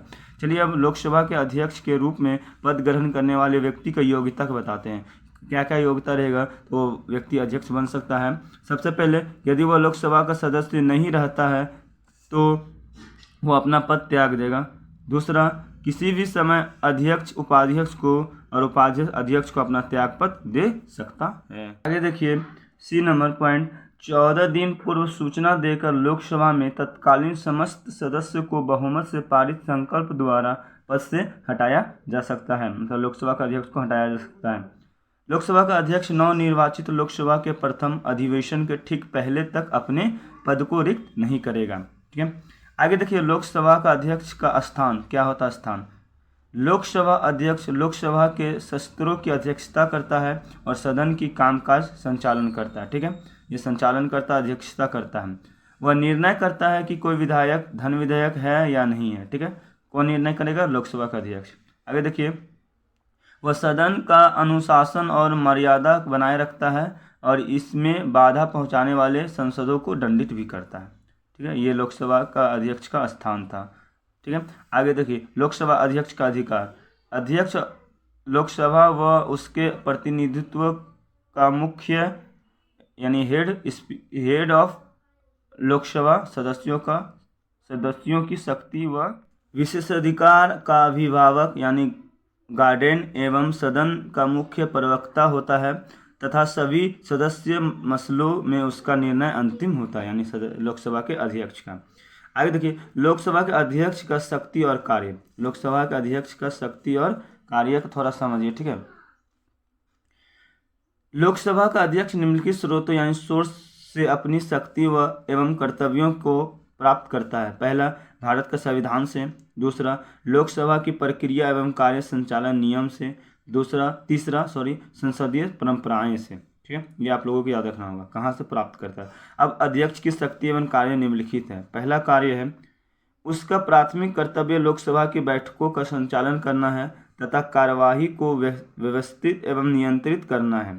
संचालन संबंधित किसी भी संशय या मतभेद की अवस्था में उसका निर्णय अंतिम होता है। किसका? लोकसभा के अध्यक्ष का। दूसरा है, सदन के भीतर वह भारत के संविधान, लोकसभा के नियमों तथा प्रक्रियाओं का अंतिम व्याख्याकार होता है। पॉइंट देखिए, वह संसद के दोनों सदनों की संयुक्त बैठक यानी ज्वाइंट सीटिंग की अध्यक्षता करता है। चौथा, कोई विधेयक धन विधेयक है या नहीं वह निश्चित करने का दायित्व लोकसभा का अध्यक्ष का, यानी इस संबंध में उसका निर्णय अंतिम होता है। पांचवा पॉइंट देखिए, वह सामान्य स्थिति में मत नहीं देता है परंतु बराबरी की स्थिति में वह मत दे सकता है। अर्थात यदि किसी मुद्दे पर सदन समान रूप से विभाजित हो तो वह अपने मत का प्रयोग कर सकता है। ऐसे मत को निर्णय मत यानी कास्टिंग वोट कहा जाता है और इसका उद्देश्य गतिरोध को समाप्त करना होता है, ठीक है। याद रखिए, कास्टिंग वोट कौन देता है? लोकसभा के अध्यक्ष। आगे देखिए, छठा है, 10वीं अनुसूची यानी 10th शेड्यूल के तहत दल बदल यानी दल अपबंध के अनुसार अध्यक्ष लोकसभा के इस सदस्य की निर्भरता के प्रश्न को निपटारा करता है। 7 नंबर का कार्य है उनका कि लोकसभा की बैठक के लिए दिन तथा समय निर्धारित करता है। 8 नंबर का कार्य है, संसद के नेता के आग्रह पर वह गुप्त बैठक बुला सकता है। कौन? लोकसभा के अध्यक्ष। नंबर का कार्य देखिए, संसद का स्थगन। वह संसद को स्थगित कर सकता है या सदन की कुल संख्या का 10वां हिस्सा जिससे कि गणपूर्ति कहा जाता है अनुपस्थिति में बैठक को स्थगित कर सकता है, ठीक है। 10वां नंबर है, वह लोकसभा की सभी संसदीय समिति के सभापति नियुक्ति करता है और उनके कार्यों का पर्यवेक्षण करता है। 11वां नंबर का कार्य है, वह स्वयं ही कार्य मंत्रालय समिति, नियम समिति व सामान्य प्रयोजन समिति का अध्यक्ष करता है, वह खुद करते हैं। अब इस क्वेश्चन का निष्कर्ष कैसे लिख सकते हैं, कंक्लूजन हम थोड़ा सा लिख रहे हैं और आगे आप लोगों को खुद से लिखकर कमेंट करना है। देखिए, लोकसभा का अध्यक्ष की भूमिका काफ़ी महत्वपूर्ण है और यह जरूरी है कि वह अपनी पार्टी की निष्ठा से मुक्त होकर दायित्व का निर्वहन करे और खुद इसमें और जितना हम बताएं उससे इंक्लूजन लिख करके कंक्लूजन और निष्कर्ष लिख के आप लोग कमेंट कीजिए कि भारतीय नागरिकों को प्रत्यभूत स्वतंत्रता के अधिकारों का वर्णन करें। इस टाइप का अगर क्वेश्चन आता है साथियों, तो सबसे पहले आप लोगों को इंट्रोडक्शन यानी परिचय से स्टार्ट करना चाहिए। देखिए कैसे देते इजी वे में। देखिए, सबसे पहले स्वतंत्रता का अर्थ लिखिए। इसका अर्थ होता है स्वतंत्रता को अंग्रेजी भाषा में लिबर्टी कहा जाता है। लिबर्टी शब्द लैटिन भाषा के लिबर शब्द में मिलता है जिसका अर्थ है पूर्ण स्वतंत्रता। जिसका अर्थ है पूर्ण स्वतंत्रता, यह स्वतंत्रता का अर्थ है। इस टाइप आप लोग लिख सकते हैं। आगे देखिए, भारतीय संविधान के अनुच्छेद 19 से 22 तक स्वतंत्रता के अधिकार का उल्लेख किया गया है, यानी आर्टिकल 19 से 22 तक आप लोगों को बता दें, यह स्वतंत्रता का अधिकार का उल्लेख किया गया है, प्रावधान किया गया है, जिसमें देश के सभी वर्ग के लोगों को ध्यान में रखते हुए प्रावधान दिए गए हैं, जिससे कि कोई भी व्यक्ति अपने मन से कोई भी कार्य कर सके, किंतु वह कार्य गैर कानूनी और असंवैधानिक नहीं होना चाहिए, ना ही उस कार्य से किसी अन्य व्यक्ति के मौलिक अधिकारों का उल्लंघन होना चाहिए।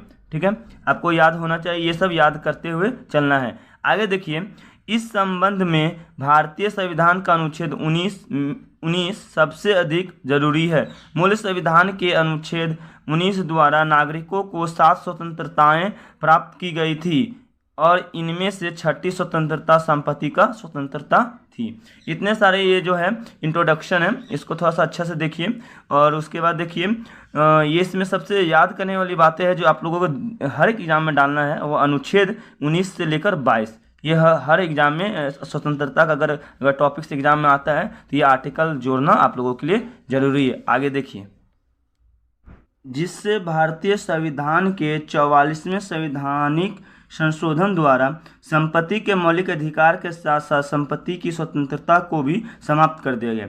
आपको याद रखना होगा 44वें संविधान संशोधन में मौलिक अधिकार संपत्ति का और संपत्ति के स्वतंत्रता दोनों को क्या कर दिया गया, समाप्त कर दिया गया। लेकिन किंतु संपत्ति के अधिकार को अभी तक भारतीय संविधान से पूर्ण रूप से पृथक नहीं किया गया। पृथक करने का मतलब उसे समाप्त अभी तक पूर्ण रूप से नहीं किया गया। संपत्ति का जो अधिकार है अभी भी एक संवैधानिक अधिकार है और भारतीय संविधान का अनुच्छेद 300A में वर्णित है। ठीक है, आप लोगों को याद रखना 300A में अभी तक वर्णित है, यानी प्रावधान है। भारतीय संविधान के अनुच्छेद 19 में आज के समय में केवल देश के नागरिकों के लिए 6 स्वतंत्रताओं का वर्णन किया गया है जो निम्न प्रकार का है। देखिए कौन कौन है। पहला, विचार और अभिव्यक्ति का स्वतंत्रता अनुच्छेद 19A। शस्त्र अस्त्र रहित शांतिपूर्ण सम्मेलन की स्वतंत्रता अनुच्छेद B, अनुच्छेद 19B। और तीसरा है समुदाय और संघ की निर्माण की स्वतंत्रता अनुच्छेद 19C। चौथा है धर्म की स्वतंत्रता यानी घूमने की स्वतंत्रता अनुच्छेद 19D।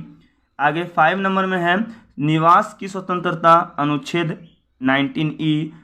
6 नंबर में व्यवसाय की स्वतंत्रता अनुच्छेद 19F। ये आप लोगों को प्रावधान में अभी तक है। करके आप लोगों को हम डिफाइन करते, जरा देखिए इसको कैसे लिखना है। विचार और अभिव्यक्ति की स्वतंत्रता अनुच्छेद 19A। अब देखिए इसमें भारत के सभी नागरिकों को भारतीय संविधान के अनुसार किसी बात का विचार करने, भाषण देने और अपने व अन्य व्यक्तियों के विचारों के प्रसार की स्वतंत्रता प्राप्त। यानी आप कहीं पे भी अपना भाषण या कुछ भी डिबेट कर सकते हैं, अपना विचार रखने का अधिकार है।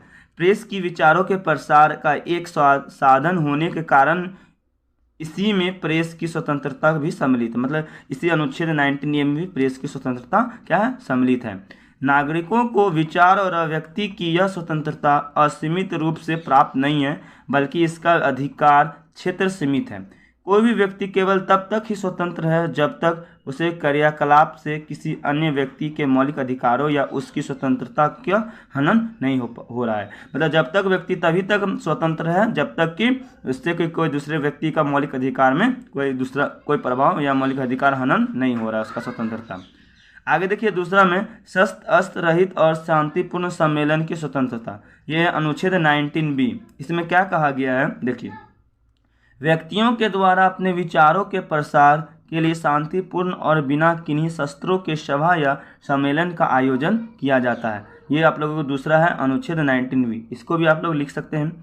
आगे देखिए तीसरा नंबर का है समुदाय और संघ निर्माण की स्वतंत्रता। ये 19C है, इसको भी देखिए। इसमें भारतीय नागरिकों को समुदाय और संघ बनाने की स्वतंत्रता प्रदान की गई है। ठीक है, यह अधिकार बहुत महत्वपूर्ण है क्योंकि यह संसदीय प्रजातंत्र का आधार है। ठीक है, समुदाय और संघ बनाने की स्वतंत्रता के बिना राजनीतिक दलों का गठन नहीं किया जा सकता है और राजनीतिक दलों के बिना संसदीय लोकतंत्रात्मक व्यवस्था की कल्पना नहीं की जा सकती है। इस तरह आप लोग लिख सकते हैं। आगे देखिए इसी प्रकार संघ की बनाकर ही श्रमिकों के हितों की रक्षा की जा सकती है। आगे समुदाय और संघ बनाने की स्वतंत्रता को भी भारत की एकता और अखंडता, सार्वजनिक स्वास्थ्य तथा नैतिकता के हितों में समित किया जा सकता है। ठीक है, आगे देखिए भ्रमण की स्वतंत्रता यानी घूमने की स्वतंत्रता। भारत के सभी नागरिकों को बिना किसी प्रतिबंध या विशेष अधिकार पत्र के संपूर्ण भारतीय क्षेत्र में घूम सकते हैं। मतलब भारत के पूरा क्षेत्र यानी पूरे इलाका में घूम सकते हैं। यह अधिकार भारत के प्रत्येक नागरिक को प्राप्त है। ठीक है, कोई भी व्यक्ति या संस्था किसी व्यक्ति के इस अधिकार को नहीं सकता है। यदि कोई व्यक्ति या संस्था ऐसा करता है तो पीड़ित व्यक्ति बिना किसी रुकावट के सीधे अपने बात रखने और अपना मौलिक अधिकार प्राप्त करने के लिए देश के माननीय सर्वोच्च न्यायालय में अपील कर सकता है, जहां से उस व्यक्ति को इंसाफ प्रदान कराया जाएगा। यानी आपको यहाँ मालूम होना चाहिए कि भारत का सबसे अपील का न्यायालय कौन है? सर्वोच्च न्यायालय है। आपको ये भी याद रखना है, ये भी आप लोग डाल सकते हैं। आगे देखिए, 5वां था निवास की स्वतंत्रता, निवास करने की स्वतंत्रता। भारत के प्रत्येक नागरिक को भारत में कहीं भी रहने या बसने की स्वतंत्रता है। भ्रमण और निवास के संबंध में यह व्यवस्था संविधान द्वारा अपनाई गई इकहरी नागरिकता के रूप में अनुरूप है। ठीक है, इकहरी, ठीक है, इकाई नहीं है, इकाई नागरिकता के रूप में अनुरूप है। आगे देखिए, 6ठा था व्यवसाय की स्वतंत्रता। भारत के सभी नागरिकों को इस बात की स्वतंत्रता है कि वे अपनी आजीविका के लिए कोई भी पेशा व्यापार यहाँ पेशा होगा, ठीक है, यहाँ पेशा होगा, पेशा व्यापार या कारोबार कर सकते हैं, किंतु वह कार्य गैर कानूनी और गैर संवैधानिक नहीं होना चाहिए। लास्ट टॉपिक आता है कंक्लूजन यानी निष्कर्ष। ये आप लोगों को खुद से लिख करके हमको कमेंट करके बताना है और उसमें हम आप लोगों को कलेक्शन करके आप लोगों को सबमिट कर देंगे कमेंट में। राज्य में मुख्यमंत्री की भूमिका का मूल्यांकन करें। अगर आप लोगों को इस टाइप का क्वेश्चन जो 20 मार्क्स का आता है तो आप लोगों को सबसे पहले इंट्रोडक्शन से स्टार्ट करना चाहिए, यानी परिचय। देखिए इजी वे में परिचय कैसे लिखते हैं, आप लोगों को लिख के और समझा के दिखाते हैं। देखिए, मुख्यमंत्री राज्य का राजनीतिक प्रमुख होता है। सभी मुख्यमंत्री के कार्य व शक्तियाँ एक समान नहीं होती है। ठीक है, सभी जितना भी मुख्यमंत्री हो तो उसका कार्य एक समान नहीं होता है। जैसे कि मान लीजिए ज्वाइंट सरकार है तो ज्वाइंट सरकार में मुख्यमंत्री की शक्ति थोड़ा कम हो जाता है और एक खुद बहुमत प्राप्त करके सरकार बना है तो उनका शक्ति कुछ ज़्यादा होता है। तो भारत में केंद्र शासित राज्यों में मुख्यमंत्री की शक्तियाँ कम होती हैं, जबकि जो राज्य पूर्ण राज्य है उसमें मुख्यमंत्री को अधिक शक्तियाँ प्राप्त होती है। ठीक है, यही ज्वाइंट मतलब गठबंधन का सरकार और बिना गठबंधन का सरकार की बात कर रहे हैं। ठीक है, आगे देखिए, मुख्यमंत्री भारतीय राज्य की कार्यपालिका का वास्तविक प्रधान होता है और वह राज्य की विधानसभा का नेता होता है। अब देखिए, मुख्यमंत्री का नियुक्ति कैसे कर सकते हैं। संविधान के अनुच्छेद 164 में यह प्रावधान करता है कि मुख्यमंत्री की नियुक्ति राज्यपाल करेगा। विधानसभा चुनावों में पार्टी के एक बहुमत प्राप्त नेता को राज्य के मुख्यमंत्री के रूप में नियुक्त किया जाता है। यानी मुख्यमंत्री की नियुक्ति कौन करेगा? राज्यपाल करेगा। विधानसभा के चुनाव के जो जितना सबसे अधिक बहुमत प्राप्त करने वाले नेता को मुख्यमंत्री नियुक्त किया जाएगा। राज्यपाल के पास नामात्र का कार्यकारी अधिकार है, लेकिन वास्तविक कार्यकारी अधिकार किसके पास है? मुख्यमंत्री है। जो कि जैसे कि केंद्र में होता है प्रधानमंत्री के पास शक्ति होता है, राष्ट्रपति के पास नामात्र का शक्ति होता है, वास्तविक शक्ति नहीं होता। ठीक है, उसी तरह। ठीक है, हालांकि राज्यपाल द्वारा प्राप्त विवेकाधीन शक्तियाँ राज्य प्रशासन में मुख्यमंत्री की शक्ति, अधिकार, प्रभाव, प्रतिष्ठा और भूमिका को कुछ हद तक कम करती हैं। एक व्यक्ति जो राज्य विधानसभा का सदस्य नहीं है उसे 6 महीने के लिए मुख्यमंत्री के रूप में नियुक्त किया जा सकता है। उस समय सीमा के भीतर उसे राज्य विधानसभा की सदस्यता ग्रहण करनी होगी। ऐसा न करने पर उसे मुख्यमंत्री के पद से त्याग करना होता है। ठीक है, अब मुख्यमंत्री का कार्यकाल को समझिए। मुख्यमंत्री का जो कार्यकाल होता है निश्चित नहीं होता है और वह राज्यपाल के प्रसाद पर्यंत पद धारण करता है। आगे देखिए, राज्यपाल द्वारा उसे तब तक बर्खास्त नहीं किया जा सकता है जब तक कि वह विधानसभा में बहुमत प्राप्त नहीं होता है। ठीक है, यदि वह विधानसभा में विश्वास मत खो देता है तो उसे त्यागपत्र देना चाहिए, अन्यथा राज्यपाल बर्खास्त कर सकता है। ये मुख्यमंत्री का कार्यकाल था। अब देखिए, शक्ति एवं कार्य। मंत्रिपरिषद के संबंध में राज्यपाल केवल उन्हीं व्यक्तियों को मंत्री के रूप में नियुक्त करता है जिनकी सिफारिश मुख्यमंत्री द्वारा की जाती है। वह मंत्रियों के बीच विभाग का आवंटन और फेरबदल करता है। कौन? मुख्यमंत्री। ठीक है, वह पद जो इस्तीफा देकर मंत्रिपरिषद का विघटन कर सकता है, क्योंकि मुख्यमंत्री मंत्रिपरिषद का प्रमुख होता है। जब मुख्यमंत्री विघटित कर सकता है मतलब दल बदल सकता है। जैसे कभी प्रेजेंट में बिहार में हुआ है, पहले वो कैची था, पहले वो भारतीय जनता पार्टी में था, लेकिन अब वो नीतीश कुमार जो है वो आरजेडी यानी लालू के पार्टी से मिल चुका है। तो ये मुख्यमंत्री के पास पावर होता है। ठीक है, आगे देखिए, जैसे कि मुख्यमंत्री राज्य का राजनीतिक प्रमुख होता है। सभी मुख्यमंत्री के कार्य व शक्तियाँ एक समान नहीं होती हैं। भारत में केंद्र शासित राज्यों में मुख्यमंत्री की शक्तियाँ कम होती है। आगे देखिए, मुख्यमंत्री भारतीय राज्य की कार्यपालिका का वास्तविक प्रधान होता है। वह राज्य की विधानसभा का नेता होता है। मुख्यमंत्री द्वारा ही राज्य सरकार के दिन प्रतिदिन कामकाज की देखरेख की जाती है तथा राज्य के सभी कार्यों का भार मुख्यमंत्री पर होता है। ठीक है, आपको याद रखना, राज्य के जितना भी कार्य का भार होगा किसके पर होता है? मुख्यमंत्री पर होता है। सभी बड़े फैसले मुख्यमंत्री लेते हैं। इन फैसलों में मंत्रिपरिषद मुख्यमंत्री की सहायता प्रदान करती है, जिसमें कैबिनेट मंत्री, उप मंत्री और अन्य मंत्री शामिल होते हैं। इन्हें मुख्यमंत्री द्वारा नियुक्त किया जाता है। आगे देखिए, मुख्यमंत्री का चुनाव। मुख्यमंत्री सीधे राज्य के लोगों द्वारा चुना जाता है। राज्य में मुख्यमंत्री के चुनाव के समय विधानसभा के विधायकों के लिए मतदान करवाया जाता है, जिन्हें जनता द्वारा चुनती है। ठीक है, जनता द्वारा चुनती है।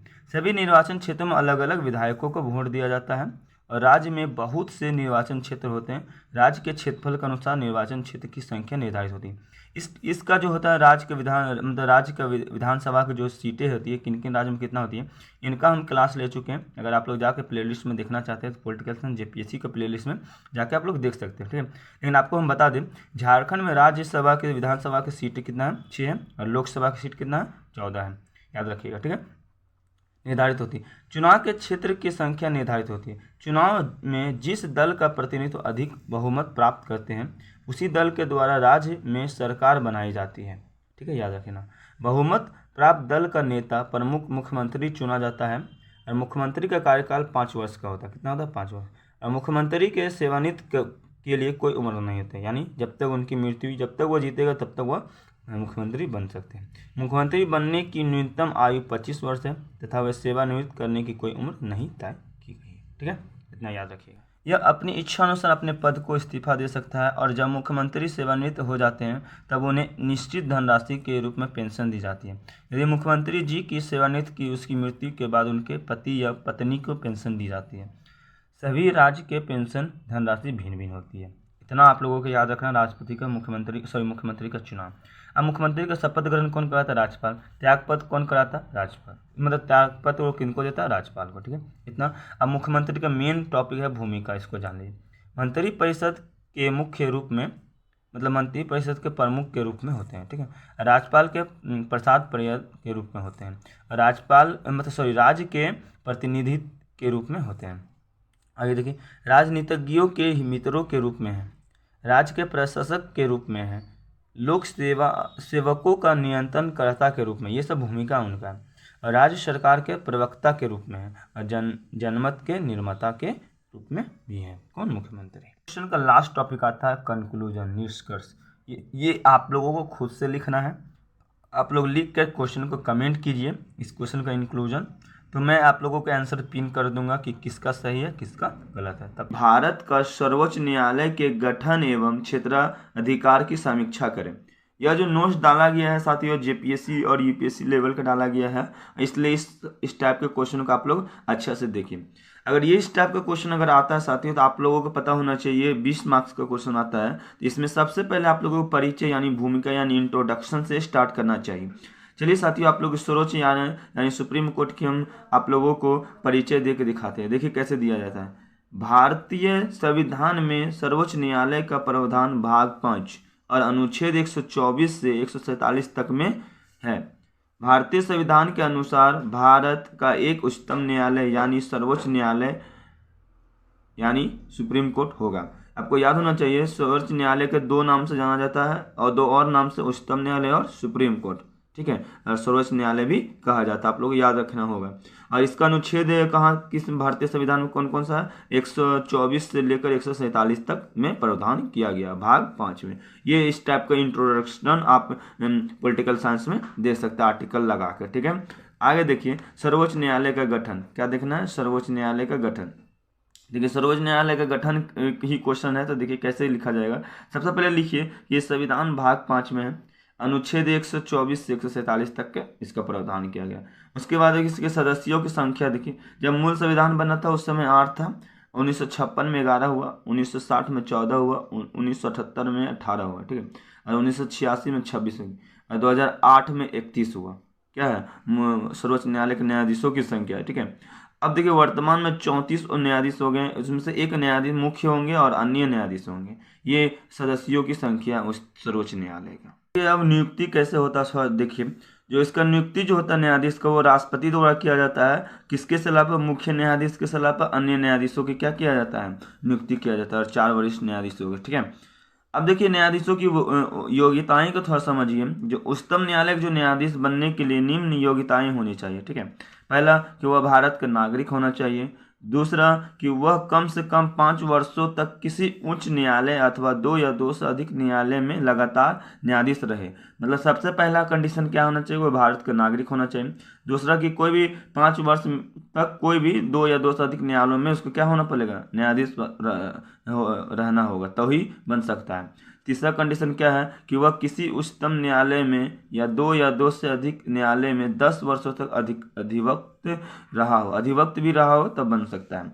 और इसका चौथा कंडीशन है कि राष्ट्रपति के विचार में परिषद विधि विशेषज्ञ हो, मतलब राष्ट्रपति को अपना सलाह दे सका हो। ऐसा ही व्यक्ति न्यायाधीश पद पे बैठ सकता है। ठीक है, आगे देखिए इसका शपथ ग्रहण कौन कराता है? उच्चतम न्यायालय के न्यायाधीश राष्ट्रपति के समक्ष शपथ ग्रहण करता है।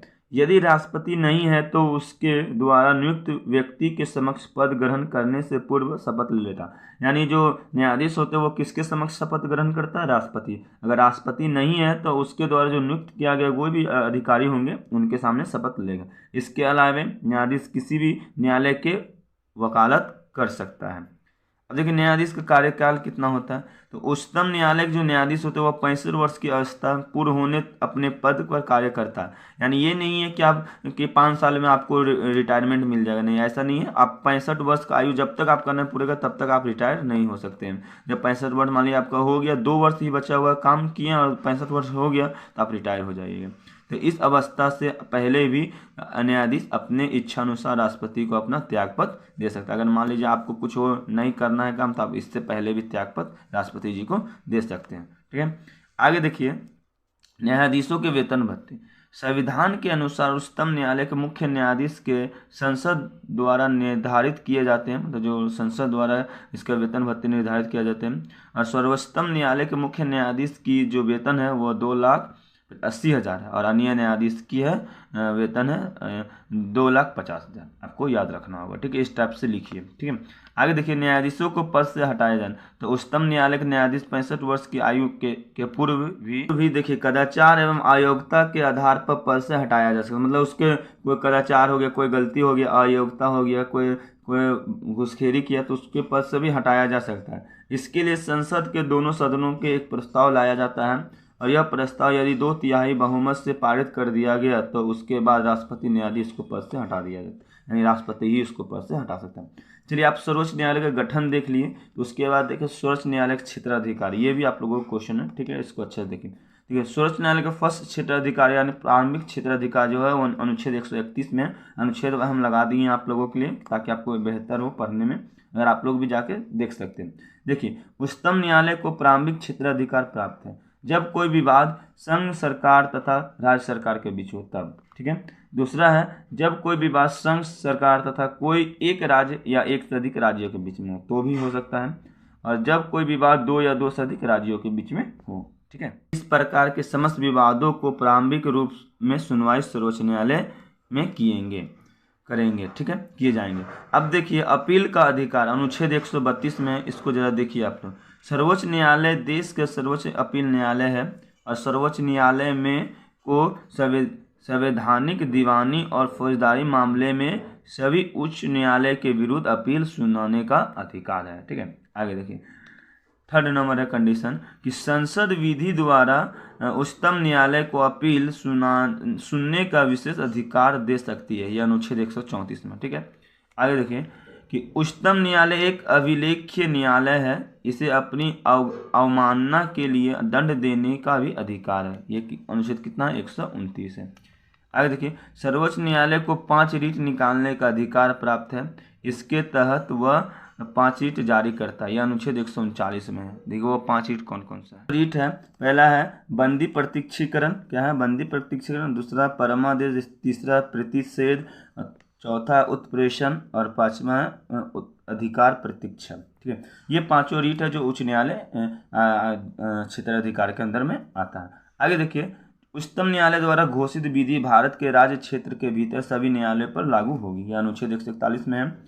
आगे देखिए, यदि किसी समय राष्ट्रपति को ऐसा प्रतीत होगा कि किसी व्यापक विधि तथा तथ्य का प्रश्न है उत्पन्न होने वाला है तो और वह समझता है कि उच्चतम न्यायालय से परामर्श ले सकता है, वह उच्चतम न्यायालय को परामर्श ले सकता है, अनुच्छेद 143 का आगे। देखिए, आप लोगों को क्वेश्चन था कि उच्चतम न्यायालय का गठन, तो हम उच्चतम न्यायालय का गठन दे पहले परिचय दिए, गठन दिए, उस बताएं। उसके बाद आप लोगों का क्वेश्चन था कि उस उच्चतम न्यायालय यानी सर्वोच्च न्यायालय का क्या था, क्षेत्राधिकार। हम क्षेत्राधिकार एक एक उसका अधिकार को हम आप लोगों को डील कर दिए। इस टाइप आप लिखिएगा तो आप लोगों को मार्क्स मिलेगा। उसके बाद आप लोगों को लिखना चाहिए लास्ट में निष्कर्ष यानी कंक्लूजन। आप इस वीडियो हम जो आप लोगों को समझाए हैं इसमें से आप क्या समझे हैं, इसको आप इन कंक्लूजन में लिख कर आप लोग कमेंट करके बताइए कितना आप लोग लिख पाते हैं। भारतीय संविधान में मौलिक कर्तव्यों का वर्णन करें, इस टाइप का क्वेश्चन आएगा साथियों। तो सबसे पहले आप लोग इंट्रोडक्शन से स्टार्ट कीजिए। यह जो आंसर दिया गया है साथियों आप लोगों को, या आप लोगों को जेपीएससी यानी यूपीएससी का आंसर दिया गया है, इससे आप डालिएगा तो सेमेस्टर में अच्छा मार्क्स आप लोगों को मिलेगा। चलिए साथियों, आज का आंसर को हम स्टार्ट करते हैं। देखिए, सबसे पहले परिचय कैसे लिखा जाता है। भारतीय संविधान में मौलिक कर्तव्य, जो मौलिक कर्तव्य है वह भाग 4A और अनुच्छेद 51A में वर्णन किया गया यानी प्रावधान किया गया। आपको याद रखना, भाग 4A और अनुच्छेद 51A में। ठीक है, यह रूस के संविधान से लिया गया। कहाँ से लिया गया? रूस के संविधान से लिया गया। जब हमारा मूल संविधान बनकर तैयार हुआ था तो उस समय मौलिक कर्तव्य नहीं थे, यानी जिस समय हमारा संविधान बना था उस समय मौलिक कर्तव्य नहीं थे, वे बाद में जोड़ा गया है। यह 42वें संविधान संशोधन में जोड़ा गया है। सरदार स्वर्ण सिंह समिति 1976 में जब 42वां संविधान संशोधन हुआ था तो उस समय जोड़ा गया था। मूल कर्तव्यों को जोड़ा गया था, उस समय 10 मूल कर्तव्य थे, मगर वर्तमान में 11 मूल कर्तव्य है। 11वां मूल कर्तव्य 86वें संविधान संशोधन में जोड़ा गया है। 86वां संविधान संशोधन 2002 में हुआ था। अब प्रत्येक भारतीय का यह कर्तव्य होगा, जो 11 कर्तव्य है वो आप लोगों के सामने हम रखते हैं। देखिए, एक एक करके समझिए। वह संविधान का पालन करे और उसके आदर्शों, संस्थाओं, राष्ट्रीय ध्वज और राष्ट्रगान का आदर करे। यह फर्स्ट था। स्वतंत्रता के लिए हमारे राष्ट्रीय आंदोलन को प्रेरित करने वाले उच्च आदर्शों को अपने हृदय में संजो कर रखेंगे। यह दूसरा था। तीसरा है कि भारत की प्रभुता, एकता और अखंडता रक्षा करे और उसे अक्षुण्ण बनाए रखेंगे, देश की रक्षा करे। चौथा है, पांचवा है, भारत की सभी लोगों में समस्त भारतविक की भावना का विकास करेंगे। छठा है, हमारी सामाजिक संस्कृति और गौरवशाली परंपराएं को बनाए रखेंगे। सातवां है, प्रकृति पर्यावरण की रक्षा करेंगे। आठवां है, वैज्ञानिक दृष्टिकोण और ज्ञान अर्जन की भावना को विकसित करेंगे। नौवां है, सार्वजनिक संपत्ति को सुरक्षित रखेंगे यानी सरकारी संपत्ति को। 10वां है, व्यक्तिगत और सामूहिक गतिविधियों के सभी क्षेत्रों में आगे बढ़ने का प्रयास करेंगे। मौलिक कर्तव्य है कि 6 से 14 वर्ष के बच्चे के माता पिता या अभिभावक का कर्तव्य होगा कि वे अपने बच्चे को शिक्षा उपलब्ध करेंगे। और इस क्वेश्चन का निष्कर्ष है यानी कंक्लूजन है, अगर आप मौलिक कर्तव्यों को पालन नहीं करेंगे तो आपको दंडित नहीं किया जाएगा, मगर ऐसे मूल कर्तव्य जो किसी न किसी कानून के साथ संबंधित है, अगर उनकी आप हेलना करते हैं तो आपको दंड किया जाएगा। जैसे राष्ट्रध्वज राष्ट्रगान के प्रति असम्मान व्यक्त करते हैं और उसका सम्मान नहीं करते हैं तो उसके लिए आपको सज़ा हो सकती है, क्योंकि ये कानून बना हुआ है। या वन नष्ट करना चाहते हैं, या वन के जीव को नुकसान पहुंचाना चाहते हैं, या पर्यावरण को नुकसान पहुंचाना चाहते हैं, सार्वजनिक संपत्ति को भी आप नुकसान पहुंचाना चाहते हैं तो आपको भी सज़ा मिल सकती है। इस प्रकार से भारतीय संविधान में मौलिक कर्तव्यों का वर्णन किया गया है। आप लोग इंक्लूजन भी देख लिए, इसका कुछ मौलिक कर्तव्य कितना होता है वो भी देख लिए। आप इस टाइप से लिख दीजिएगा, इस टाइप से क्वेश्चन में आप लोगों को 5 मार्क्स का ही क्वेश्चन आएगा तो वो आप लोगों को 5 में से 5 मिल जाएगा। जो भारतीय नागरिकों को प्रत्याभूत प्रदत्त समानता के अधिकार का वर्णन करें। एक्चुअली मैं बता दूं, इससे पहले जितने भी क्लास लिए हैं आप लोग जाकर देख सकते हैं और आई होप यह क्लास आप लोगों को बहुत अच्छा लगने वाला है। अगर आपको इस टाइप का अगर क्वेश्चन आता है या 20 मार्क्स का क्वेश्चन है तो इसमें सबसे पहले क्या आंसर डालना चाहिए, या भूमिका या इंट्रोडक्शन या परिचय डाल के इसका शुरुआत करनी चाहिए। चलिए हम आप लोगों को इंट्रोडक्शन दे के दिखाते हैं, देखिए कैसे दिया जाता है इजी वे में, ठीक है ना। समानता का अर्थ है, समानता का अर्थ यह नहीं कि आंख मीच कर सबको समान बना दिया जाए, यानी समानता का अर्थ ये नहीं होता है कि सबको आंख बंद करके सबको समान मान लिया जाए, ठीक है। ये आप अर्थ इसका लिख सकते हैं। उसके बाद देखिए भारतीय संविधान में समानता का जो अधिकार है अनुच्छेद 14, 15, 16, 17 और 18 में प्रावधान किया गया है। अब इस तरह आप लोग इंट्रोडक्शन यानी परिचय दे सकते हैं। उसके बाद ये टॉपिक जो स्टार्ट होता है प्रत्ययभूत प्रदत्त समानता के अधिकार, इसको स्टार्ट कीजिए। इसमें फर्स्ट पॉइंट आता है विधि के समक्ष समानता। क्या था? विधि के समक्ष समानता। इसको समझिए। अनुच्छेद 14 में कहा गया है कि भारत के राज्य क्षेत्र में किसी व्यक्ति को विधि के समक्ष समानता या विधियों के समान संरक्षण से वंचित नहीं किया जाएगा। मतलब जितना विधि है सबको अधिकार समान मिलेगा, चाहे मान लीजिए प्रत्येक व्यक्ति, चाहे वह देश का नागरिक हो या विदेश का हो, सबको यह अधिकार लागू होता है। अपवाद में देखिए अनुच्छेद 194 के अनुसार राज्य के विधानमंडल में या उसकी किसी समिति में विधानमंडल के किसी सदस्य द्वारा कही गई किसी बात या दिए गए किसी मत के संबंध में उसके विरुद्ध न्यायालय में कोई कार्यवाही नहीं किया जाए। मतलब जिस समिति हो या विधानमंडल हो, इसके जितने भी सदस्य हों, उनके अगर मान लीजिए कोई भी बात पर या संबंध में विरोध, न्यायालय में कोई भी कार्यवाही नहीं किया जाएगा। ये हमारे अधिकार में लिखा गया। आगे देखिए विदेशी संप्रभु यानी शासक, राजदूत एवं कूटनीतिज्ञ दीवानी एवं फौजदारी मुकदमों से भी मुक्त होगा। मतलब ये सभी मुकदमा नहीं चलेगा। चलिए आगे देखिए, सेकंड पॉइंट है इसका भेदभाव पर रोक। अब भेदभाव को कैसे रोक सकते हैं जरा देखिए। अनुच्छेद 15 में यह प्रावधान है कि राज्य द्वारा किसी नागरिक के प्रति केवल धर्म, मूल, वंश, जाति, लिंग या जन्म के स्थान को लेकर विभेद नहीं किया जाएगा। मतलब धर्म हो, मूल हो, वंश हो, जाति हो, लिंग हो या जन्म के स्थान पर किसी भी आधार पर किसी भी व्यक्ति से भेदभाव नहीं किया जा सकता है। जैसे देखिए अपवाद में थोड़ा देख लीजिए, कहता है कि महिलाओं, बच्चों, सामाजिक या शैक्षणिक रूप से पिछड़े लोगों या अनुसूचित जाति या जनजाति के लोगों के उत्थान कहने का मतलब होता है आरक्षण और मुफ्त शिक्षा जो दिया जाता है उसको उत्थान कहते हैं, के लिए कुछ प्रावधान किए जा सकते हैं। ठीक है, मतलब आरक्षण दिया जा सकता है, महिलाओं पर भी, बच्चों पर शिक्षा के लिए भी आरक्षण दिया जा सकता है। ये आप लोगों को भेदभाव पर रोक के लिए लागू किया गया है। सार्वजनिक नियोजन के विषय में अवसर की समानता। भारतीय संविधान के अनुच्छेद 16 में राज्य के अधीन किसी पद पर नियोजन या नियुक्ति से संबंधित विषयों में सभी नागरिकों के लिए अवसर की समानता है। ठीक है, अपवाद में समझिए, राज्य के नियुक्तियों में आरक्षण का प्रावधान करता है या किसी पद को पिछड़े वर्ग के पक्ष में बना सकता है जिसका कि राज्य में समान प्रतिनिधित्व नहीं है। मतलब देखिए आरक्षण दिया जाता है, कोई भी छोटे वर्ग हो या बड़े वर्ग हो उसको क्या दिया जाता है? आरक्षण दिया जाता है। ये समानता का हम लोगों को सार्वजनिक नियोजन दिखता है। आगे देखिए अस्पृश्यता का उन्मूलन। अस्पृश्यता के फर्स्ट 4 टॉपिक है। देखिए अस्पृश्यता का उन्मूलन क्या कहता है? अनुच्छेद 17 में अस्पृश्यता को समाप्त करने की व्यवस्था और किसी भी रूप में इसका आचरण निषिद्ध करता है। अस्पृश्यता से उपजी किसी नियोगिता को लागू करना अपराध होगा जो विधि के अनुसार दंडनीय होगा। देखिए प्रत्यक्ष या अप्रत्यक्ष रूप से अस्पृश्यता का प्रचार, अस्पृश्यताओं शैक्षणिक संस्थाओं या छात्रावासों में सार्वजनिक हित के लिए प्रवेश से रोकना, पारंपरिक, धार्मिक, दार्शनिक या अन्य आधारों पर अस्पृश्यता को उचित ठहराना, किसी भी व्यक्ति को किसी भी दुकान, होटल, सार्वजनिक पूजा स्थल और सार्वजनिक मनोरंजन के स्थान में प्रवेश करने से रोकना, ये सब अस्पृश्यता के अंदर आता है। देखिए अस्पृश्यता के आधार पर अनुसूचित जाति के व्यक्ति को अपमान करना। ठीक है ना, आगे देखिए 5 टॉपिक आता है उपाधियों का उन्मूलन। उपाधियों के अनुसार उन्मूलन करना। देखिए भारत के संविधान का अनुच्छेद 18 उपाधियों का अंत करता है और इस संबंध में 4 प्रावधान करता है। देखिए पहला है कि यह निषेध करता है कि राज्य, सेना या शिक्षा संबंधी सम्मान के अलावा कोई उपाधि प्रदान नहीं करेगा। ठीक है, इसलिए क्या होता है कि अपना बेटा उपाधि राजा बनता था, राजा का बेटा राजा बनता था, वो सब उपाधि अब खत्म हो गया।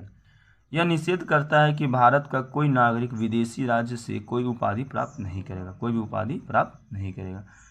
कोई विदेशी राज्य के अधीन लाभ या विश्वास के किसी पद को धारण करने वाला व्यक्ति किसी विदेशी राज्य से कोई भी उपाधि भारत के राष्ट्रपति की सहमति के बिना स्वीकार नहीं करें। यानी अगर भारत का व्यक्ति है, वो भारत की उपाधि पे है, तो वो किसी भी विदेशी उपाधि पर वह बिना राष्ट्रपति की सहमति का वो यानी सहमति को स्वीकार नहीं कर सकता है।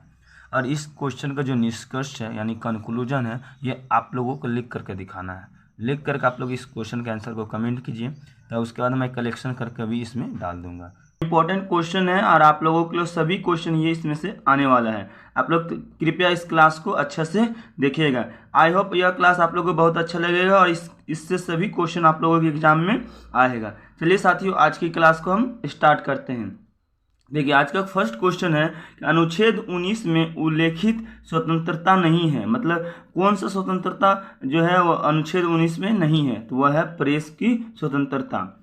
सेकेंड क्वेश्चन है आप लोगों के लिए कि वाक और अभिव्यक्ति की स्वतंत्रता से संबंधित नहीं है, तो वह है हड़ताल। ठीक है, इसको याद रखिएगा, वह है हड़ताल। आगे देखिए, क्वेश्चन नंबर थर्ड है कि संविधान के किस संशोधन द्वारा मूल कर्तव्यों को जोड़ा गया, तो वो 42 संविधान संशोधन था। क्वेश्चन नंबर 4 है आप लोगों के लिए कि संपत्ति का अधिकार निम्न में से किस वर्ग में आता है, तो वह है विविध अधिकार में। आगे देखिए, क्वेश्चन नंबर 5 है कि संविधान का सामाजिक न्याय दर्शन निहित है, तो वह है निर्देशक तत्वों में। ठीक है, वो कौन है? निर्देशक तत्वों में। आगे देखिए, संविधान के किस भाग में निर्देशक तत्वों का उल्लेख किया गया है, तो वह है चतुर्थ भाग में। क्वेश्चन नंबर 7 है कि ये सिद्धांत ऊंचे ऊंचे आदर्शों की घोषणा है, यह वक्त किसके बारे में कहा गया है, तो आपको याद रखना होगा, इसका आंसर होगा निर्देशक तत्व। क्वेश्चन नंबर 8 है कि गांधी विचारधारा से संबंधित निर्देशक तत्व है, यह कुटीर उद्योगों का बढ़ावा देना। ठीक है। क्वेश्चन नंबर 9 है कि मूल अधिकार और राज्य के नीति निर्देशक तत्व परस्पर में पूरक हैं, एक के लिए दूसरे का त्याग आवश्यक नहीं है, न्यायपालिका ने यह कहा था, यह मिनर्वा मिनरल्स के केस में। ठीक है। आगे देखिए, क्वेश्चन नंबर 10 है कि भारतीय संविधान के अंतर्गत धन का केंद्रीकरण अतिक्रमण करता है, वह निर्देशक तत्व का। ठीक है। क्वेश्चन नंबर 11 है कि भारत संघ राज्य नहीं है, अपूर्ति आर्द्र संघ है, इस विचारधारा का समर्थक है मॉरिस जोन्स। कौन है? Morris Jones. क्वेश्चन नंबर 12 है कि 42वें संविधान संशोधन द्वारा समवर्ती सूची में जोड़ा गया विषय है वह जनसंख्या का नियंत्रण। ठीक है। क्वेश्चन नंबर 13 है कि किसका अनुसरण करते हुए भारत का संविधान राज्यों का संघ शब्दावली का प्रयोग करता है, इसका है जर्मनी। क्वेश्चन नंबर 14 है कि योजना आयोग से सर्वाधिक प्रभावित हुआ है, तो वह है वित्त आयोग। क्वेश्चन नंबर 15 है अखिल भारतीय सेवा नहीं है, तो वह है भारतीय राजस्व सेवा। क्वेश्चन नंबर 16 है कि संविधान में भारत को एक राज्यों का संघ कहा गया है। क्वेश्चन नंबर 17 है कि संविधान के निम्नलिखित अनुच्छेद के अंतर्गत केंद्रीय राज्य सरकारों को निर्देश दे सकती है, तो वह आर्टिकल 256 है। क्वेश्चन नंबर 18 है कि भारत में संसदीय प्रणाली लागू की गई है क्योंकि भारतीय इस प्रणाली के अभ्यस्त हो चुके थे। क्वेश्चन नंबर 19 है कि भारत में संसदीय लोकतंत्र का दुर्बलता तत्व है, वह राजनीतिक अस्थिरता। ठीक है। क्वेश्चन नंबर 20 यानी 20 है संसदीय सरकार में वास्तविक शक्ति का निहित होती है, वह मंत्री परिषद एवं प्रधानमंत्री से। ठीक है। मंत्री परिषद का उत्तरदायी है, यह लोकसभा के प्रति। क्वेश्चन नंबर 22 है संघ की कार्यपालिका शक्ति निहित है, वह राष्ट्रपति में। क्वेश्चन नंबर 23 है भारत के राष्ट्रपति का वेतन कितना होता है, तो 1,50,000, आपको याद रखना हो। क्वेश्चन नंबर 24 है कि कौन लोकसभा का विघटन कर सकता है, तो राष्ट्रपति। दोनों सदनों की संयुक्त बैठक कौन बुला सकता है, तो राष्ट्रपति ही होगा। और राज्यसभा में जो 12 सदस्यों को मनोनीत किया जाता है वो कौन कर सकता है, तो वो राष्ट्रपति ही करता है। ठीक है। किस संविधान संशोधन से माना गया है कि राष्ट्रपति मंत्रिमंडल को सलाह मानेगा, तो यह 42वें संविधान संशोधन। ठीक है। और 28 क्वेश्चन है कि आपात की घोषणा के अनुच्छेद में है, किस अनुच्छेद में, तो 352 आर्टिकल में, ठीक है। और आज का अंतिम क्वेश्चन है, आपात की घोषणा के लिए संसद के विशेष बहुमत कितनी है चाहिए, तो 1 माह के अंदर, ठीक है। ये सब इंपॉर्टेंट क्वेश्चन जो आज के इंटरनल क्लास एग्जाम में आने वाला है कोर पेपर 3 पॉलिटिकल साइंस में, इसलिए आप लोग इसको पूरा देख लीजिए। Thank you watch this video.